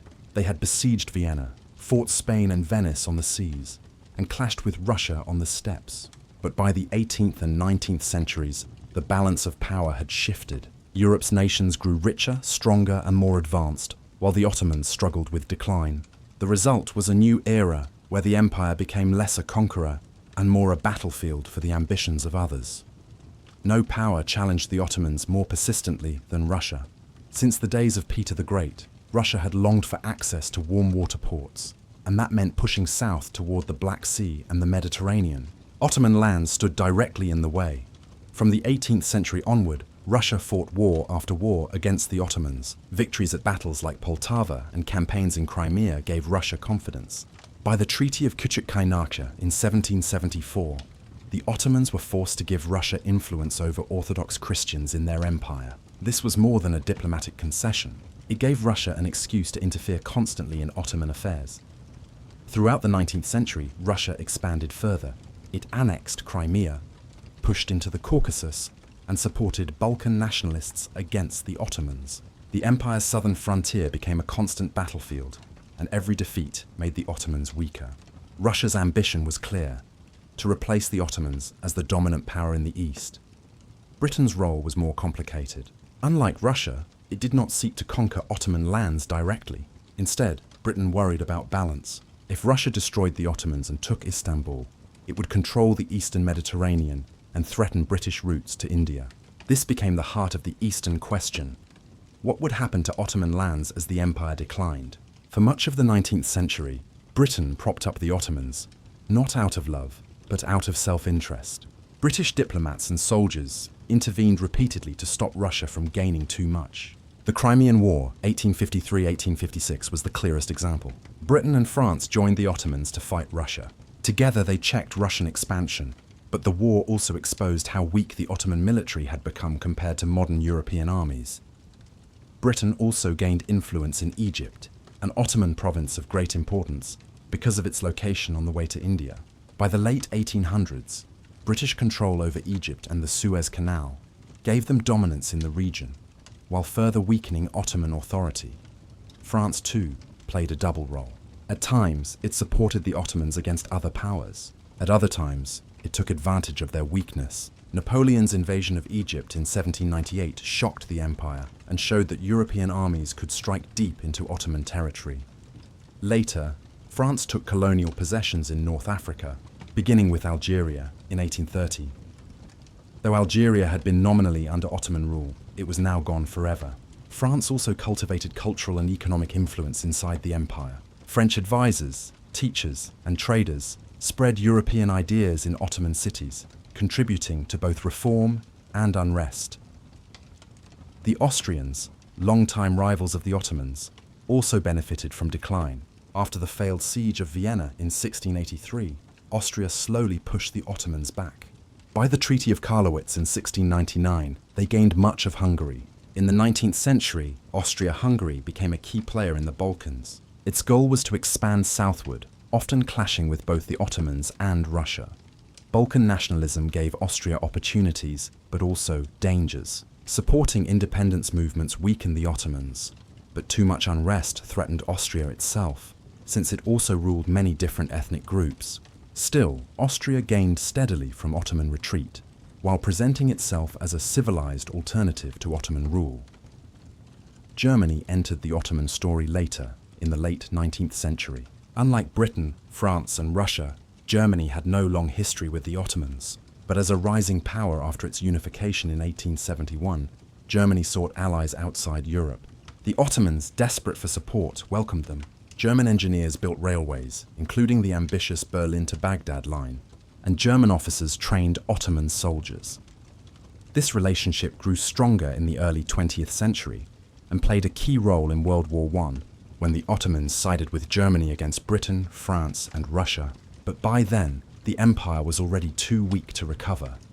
The involvement of Europe's great powers often had one outcome: the steady partition of Ottoman lands. North Africa slipped away to France and Italy.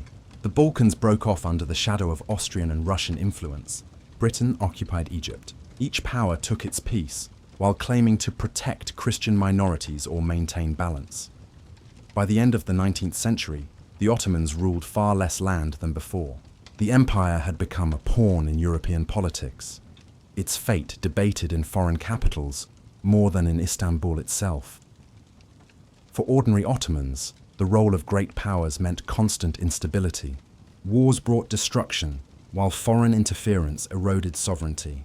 Nationalist groups gained foreign backing, making rebellion harder to control. Reformers in Istanbul were caught between resisting Europe and imitating it, unsure whether survival lay in tradition or modernization. The presence of Europe's great powers shaped every decision. No treaty, no reform, no rebellion was free from their shadow. The Ottomans had once been feared conquerors. Now they were the subject of diplomatic games, their decline watched with both concern and greed. The story of the Ottomans and Europe's great powers is also the story of a changing world. Once the empire had stood at the center of trade, faith, and war. Now, global empires built by Britain, France, and Russia overshadowed it. The Ottomans could not match the factories, navies, and wealth of these powers. The world had moved into a new age, and the empire struggled to find its place. The role of Europe's great powers in Ottoman decline cannot be overstated. They did not destroy the empire alone, but they hastened its fall. They fed nationalism, exploited weakness, and took lands. By the 20th century, the Ottomans were no longer shaping history. they were being shaped by others. The 19th century was a century of storms for the Ottoman Empire. It was a time when the old world gave way to the modern, when factories roared in Europe, when steamships crossed oceans, and when railways stitched nations together. For the Ottomans, this century was both a test of survival and a struggle for renewal. They were no longer the rising conquerors of Suleiman's age. Instead, they were a fading empire trying to hold on to power while the world around them changed faster than they could follow. At the start of the century, the empire still stretched across 3 continents. It ruled Anatolia, the Arab world, parts of the Balkans, and North Africa. Istanbul was still a great city, its skyline crowned with domes and minarets, its markets alive with the voices of many peoples. But beneath this image of grandeur, cracks ran deep. Nationalism was spreading among Greeks, Serbs, Bulgarians, and Arabs. Corruption hollowed out government offices. The Janissaries, once elite, had become a burden. Foreign powers circled like vultures, waiting for their chance to claim Ottoman lands. The loss of Greece in the 1820s was a shock that shook the empire's confidence. For centuries, the sultans had ruled over Christian subjects without fearing their departure. But the Greek revolt proved that times had changed. The intervention of Britain, France, and Russia showed that European powers would use any excuse to interfere. The empire, once feared, now found itself lectured and pressured by outsiders who claimed to act in the name of liberty. Egypt, too, became a symbol of both strength and weakness. Muhammad Ali, an ambitious Ottoman governor, modernized Egypt's army, built schools, and challenged Istanbul's authority. His forces marched into Syria, threatening to replace Ottoman power with his own. The empire survived only with the help of Britain, which stepped in to protect it, not out of kindness, but because Britain wanted to keep the balance of power. The fact that the Ottomans needed foreign help against their own governor showed just how fragile they had become. Change could not be avoided. In 1826, Sultan Mahmud II finally destroyed the Janissaries. Cannons fired into their barracks, and the centuries-old core was wiped out in blood and smoke. It was a shocking moment, but also a necessary one. Without this step, no real military reform was possible. Mahmud then began rebuilding the army along European lines, hiring foreign advisors, introducing new uniforms, and creating new schools. It was a bold attempt to drag the empire into modern times. Later in the century, the Tanzimat reforms promised a complete reorganization of the state. New laws declared equality for all subjects, Muslim and non-Muslim alike. Courts were modernized, schools were opened, taxes were restructured, and new administrative councils appeared in provinces. The empire tried to imitate Europe while holding onto its Islamic and Ottoman identity. Printing presses spread ideas, and young officials dreamed of a renewed state. But reforms brought their own troubles. Conservatives accused leaders of betraying tradition. Many Muslims resented equality laws that seemed to weaken their privileged position. Christians, meanwhile, felt the reforms were not enough and pushed harder for autonomy. In the countryside, peasants saw little change. They still paid heavy taxes and faced corrupt officials. The Tanzimat was a noble attempt, but it could not heal every wound. Wars continued to drain the empire. The Crimean War in the 1850s saw the Ottomans allied with Britain and France against Russia.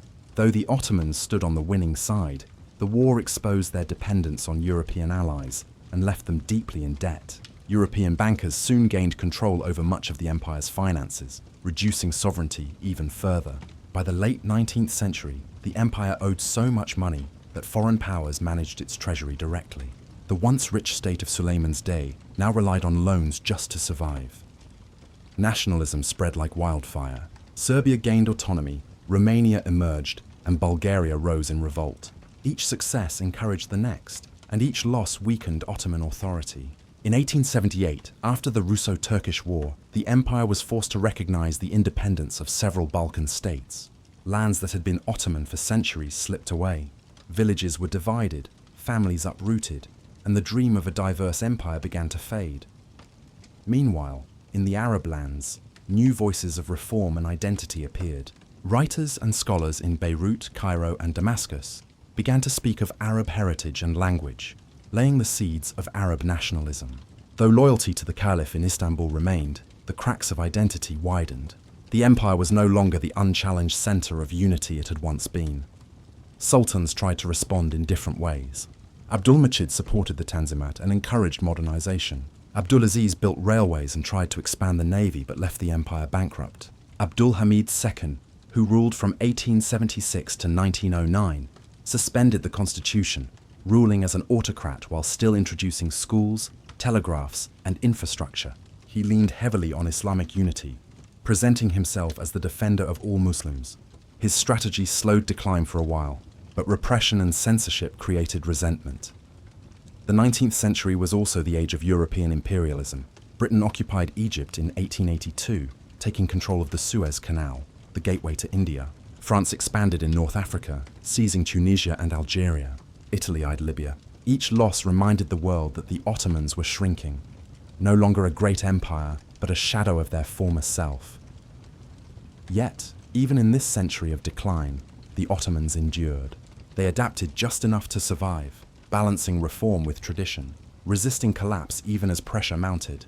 Istanbul remained a vibrant city, where the call to prayer echoed over the Bosporus, and where markets, scholars, and poets kept culture alive. The empire did not fall in the 19th century, though many thought it would.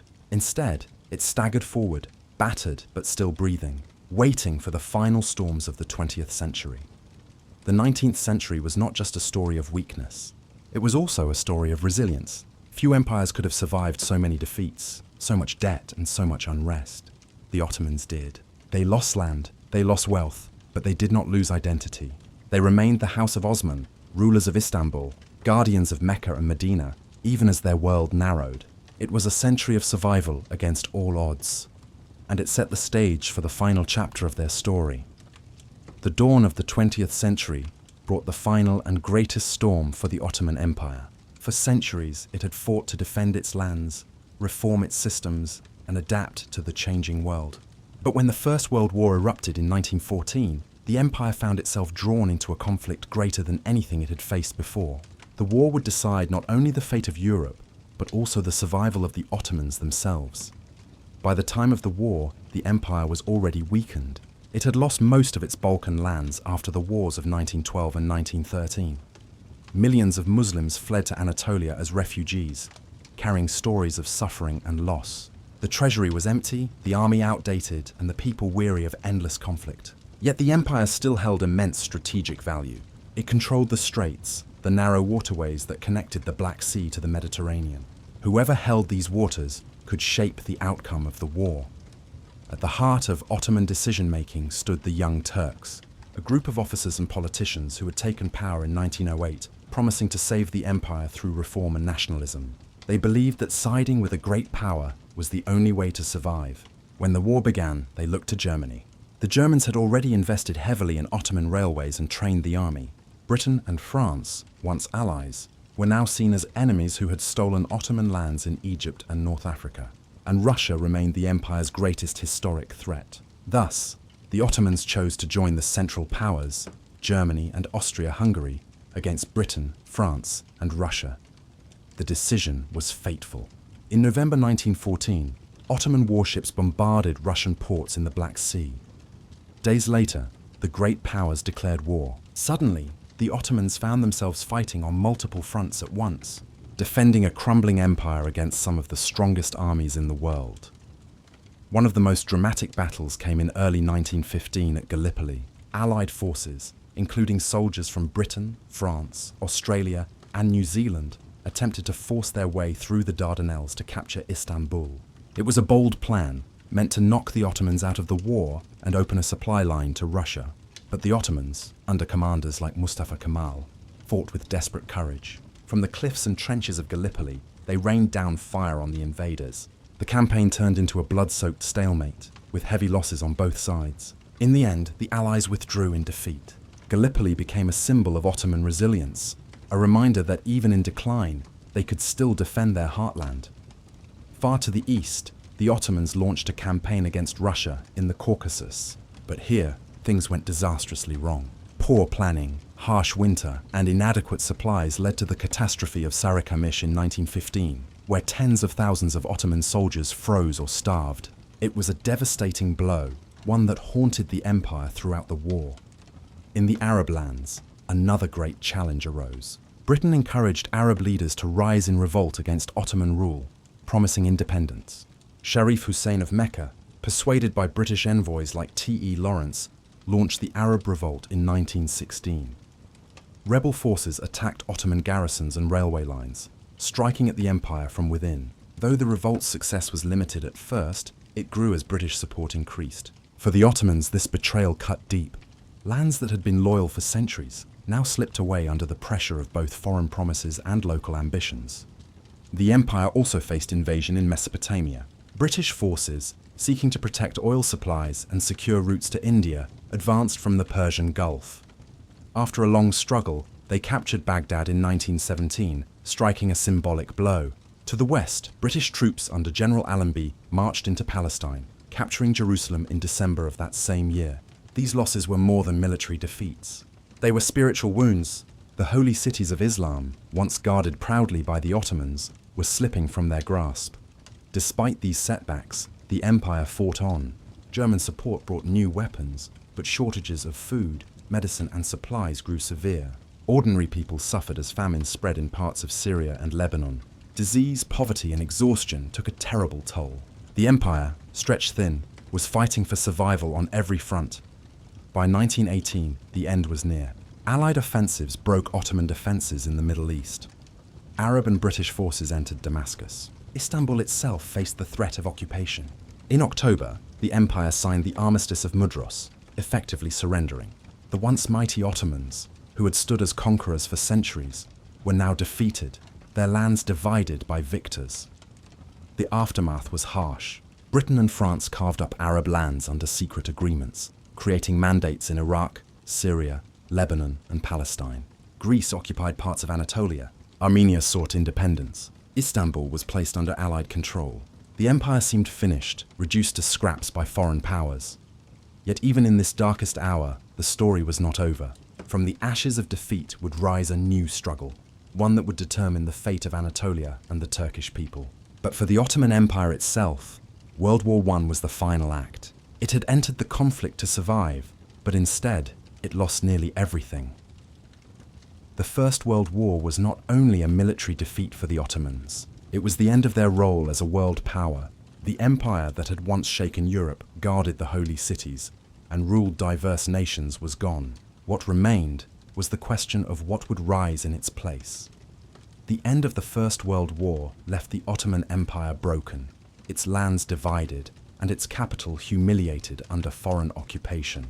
For centuries, the Ottomans had stood as a bridge between continents, as rulers of vast territories, and as guardians of Islam's holy places. Now, in 1918, they were reduced to little more than Istanbul and the heartland of Anatolia, while Britain, France, Greece and Italy moved quickly to claim the spoils of war. The once proud city of Istanbul fell under Allied control. British, French and Italian soldiers patrolled its streets, their flags flying over Ottoman buildings. The sight wounded the pride of a people who had once carried their banners to Vienna. Ordinary citizens watched foreign troops march past mosques and palaces, wondering if centuries of Ottoman history had ended in that moment. For many, it felt as though their empire had been erased overnight. The Treaty of Sèvres, signed in 1920, confirmed these fears. It carved up the empire into pieces, leaving little for the Ottomans themselves. Greece occupied Izmir and pressed inland. Armenia was promised independence in the east. France and Italy divided southern Anatolia into zones of influence. Britain took control of Iraq, Palestine and Transjordan, while France claimed Syria and Lebanon. Even Istanbul was left under international supervision. For many Ottomans, it was not a treaty, but a death sentence. But Anatolia, the Turkish heartland, was not willing to die quietly. From the mountains, villages and towns rose a movement of resistance. At its head was Mustafa Kemal, a soldier who had already proven his courage at Gallipoli. He refused to accept that the empire's fate was sealed. Instead, he called for a national struggle, one that would not seek to restore the old empire, but to build something new, a homeland for the Turkish people themselves. The War of Independence began in 1919. Greek armies advanced deep into Anatolia, believing victory was certain. But Turkish fighters, poorly equipped yet fiercely determined, rallied under Kemal's leadership. They fought not as imperial soldiers defending a vast empire, but as people defending their homes, villages, and identity. Step by step, they pushed the invaders back. Battles at Sakarya and Dumlupana turned the tide. By 1922, the Greeks were driven into retreat. Their dream of seizing Anatolia shattered. At the same time, Turkish forces moved against French and Armenian claims in the east, securing borders that would later define modern Turkey. Diplomacy and determination forced the Allied powers to reconsider. The victory of the Turkish national movement shocked the world. Few believed that after the collapse of the empire, the Turks could resist the might of Europe. But resist they did, and they won. In 1923, a new treaty replaced the hated Treaty of Sèvres. The Treaty of Lausanne recognized the sovereignty of the new Republic of Turkey, with Ankara as its capital. Istanbul, though no longer the seat of empire, remained part of this new state. The Ottoman Empire, after more than 6 centuries, was officially gone. The last Sultan, Mehmed VI, left Istanbul aboard a British warship in November 1922, ending a dynasty that had begun with Osman I in the 13th century. The birth of Turkey was more than a political change. It was a transformation of identity. Mustafa Kemal, later known as Ataturk, led sweeping reforms. He abolished the caliphate in 1924, breaking with centuries of Ottoman tradition. He introduced secular laws, modern education, and industrialization. Western dress replaced old court fashions, and the Latin alphabet replaced the Arabic script. For some, these changes were painful, a rupture with history. For others, they were necessary steps to build a modern nation from the ruins of empire.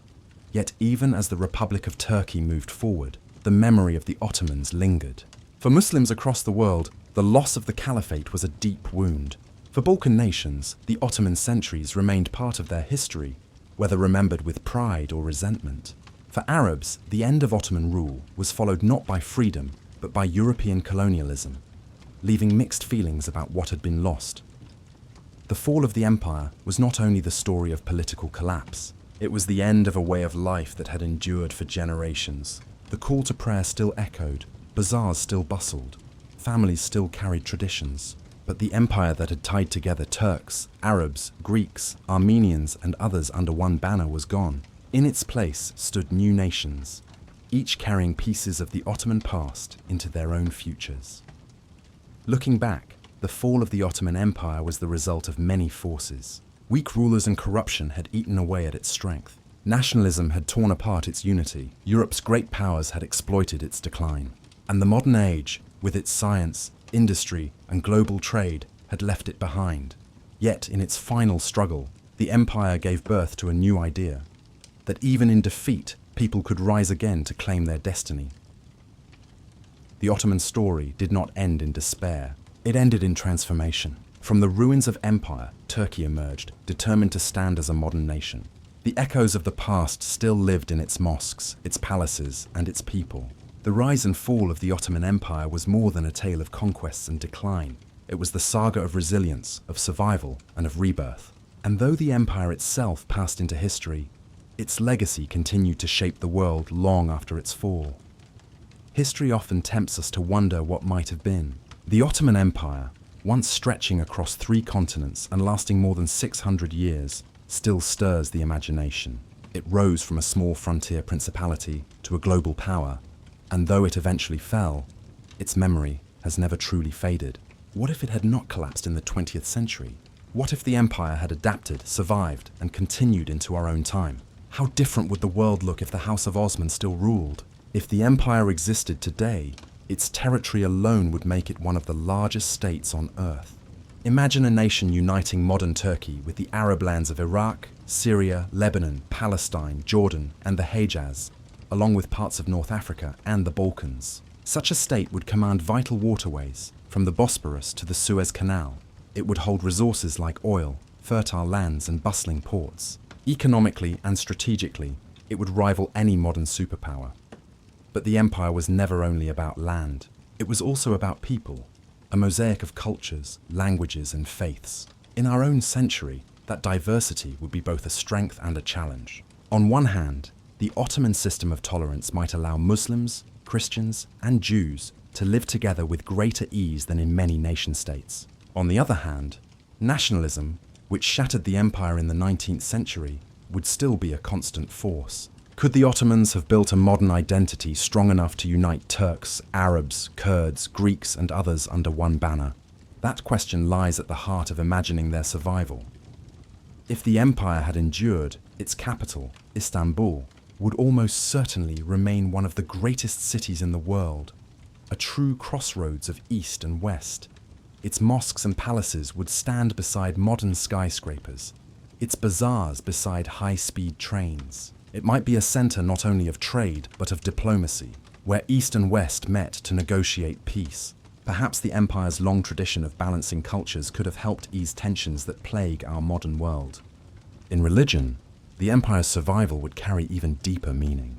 As guardians of Mecca and Medina, the Ottomans held the title of caliph, symbolizing leadership of the Muslim world. If that role had continued, Muslims today might look to Istanbul instead of debating leadership across dozens of separate states. This could have created a sense of unity in global Islam, though it might also have sparked debates over how such leadership should function in a modern age. Technology and industry would have changed the empire profoundly. In the 19th century, one of its greatest weaknesses was failing to keep pace with Europe's industrial revolution. If the Ottomans had embraced reform earlier and faster, they might have entered the 20th century as a modernized power, with railways, factories, and strong institutions. With such foundations, they could have resisted foreign intervention more effectively, and perhaps built their own global empire of trade. International politics would look different too. Without the empire's fall, there might never have been the same colonial divisions of the Middle East. The artificial borders drawn by Britain and France after World War I might not exist. Instead of dozens of small, often divided states, there could be one vast Ottoman federation. Conflicts that shaped the 20th century, from the Arab-Israeli wars to struggles over oil, might have taken entirely different forms under Ottoman rule. Of course, the survival of the empire would not mean a perfect world. It would face the same challenges of modern times: balancing faith and secularism, managing diversity, handling economic inequality, and adapting to rapid technological change. Some regions might still demand independence, while others might struggle against central authority. No empire can escape the pressures of modern nationalism, democracy, and globalization. But the Ottoman tradition of pragmatic rule, allowing diversity within unity, might have offered a unique model for the modern age. If the Ottomans existed today, they could stand as a bridge between civilizations. They might act as mediators in global disputes, respected by both East and West. Their location, their history, and their culture would make them natural leaders in discussions about peace, trade, and the environment. Instead of being remembered only as a fallen empire, they might be shaping the future of the world. Imagining the empire in our time also forces us to reflect on why it fell. Weak leadership, corruption, nationalism, and foreign interference broke it apart. If it had survived, it would have had to overcome those same flaws. Survival would have required visionary leaders who could balance tradition with modern reform, protect faith while embracing science, and unite diverse peoples without suppressing their identities. That balance is never easy, but if achieved, it could have created a society admired across the globe. In truth, the Ottoman Empire no longer exists, yet its spirit lingers. In Turkey, in the Arab world, in the Balkans and beyond, traces of Ottoman culture remain in food, architecture, music, and memory. The empire shaped the histories of many nations, leaving behind both pride and pain. To imagine it still alive today is not only to dream of what might have been, but also to recognize how deeply it shaped what is. The rise and fall of the Ottomans remind us of the cycle of history. No empire lasts forever, yet every empire leaves a legacy. If the Ottomans had survived, the world might look vastly different, but even in their absence, their story continues to influence our present. The domes of Istanbul, the languages of the Balkans, the traditions of the Middle East, all carry echoes of the empire that once was. Perhaps the true lesson is this: empires may fall, but ideas endure. The Ottoman vision of unity in diversity, of strength balanced by tolerance, still speaks to a world searching for harmony. And though the empire itself has passed into history, the dream of such unity remains alive, reminding us that the past is never truly gone.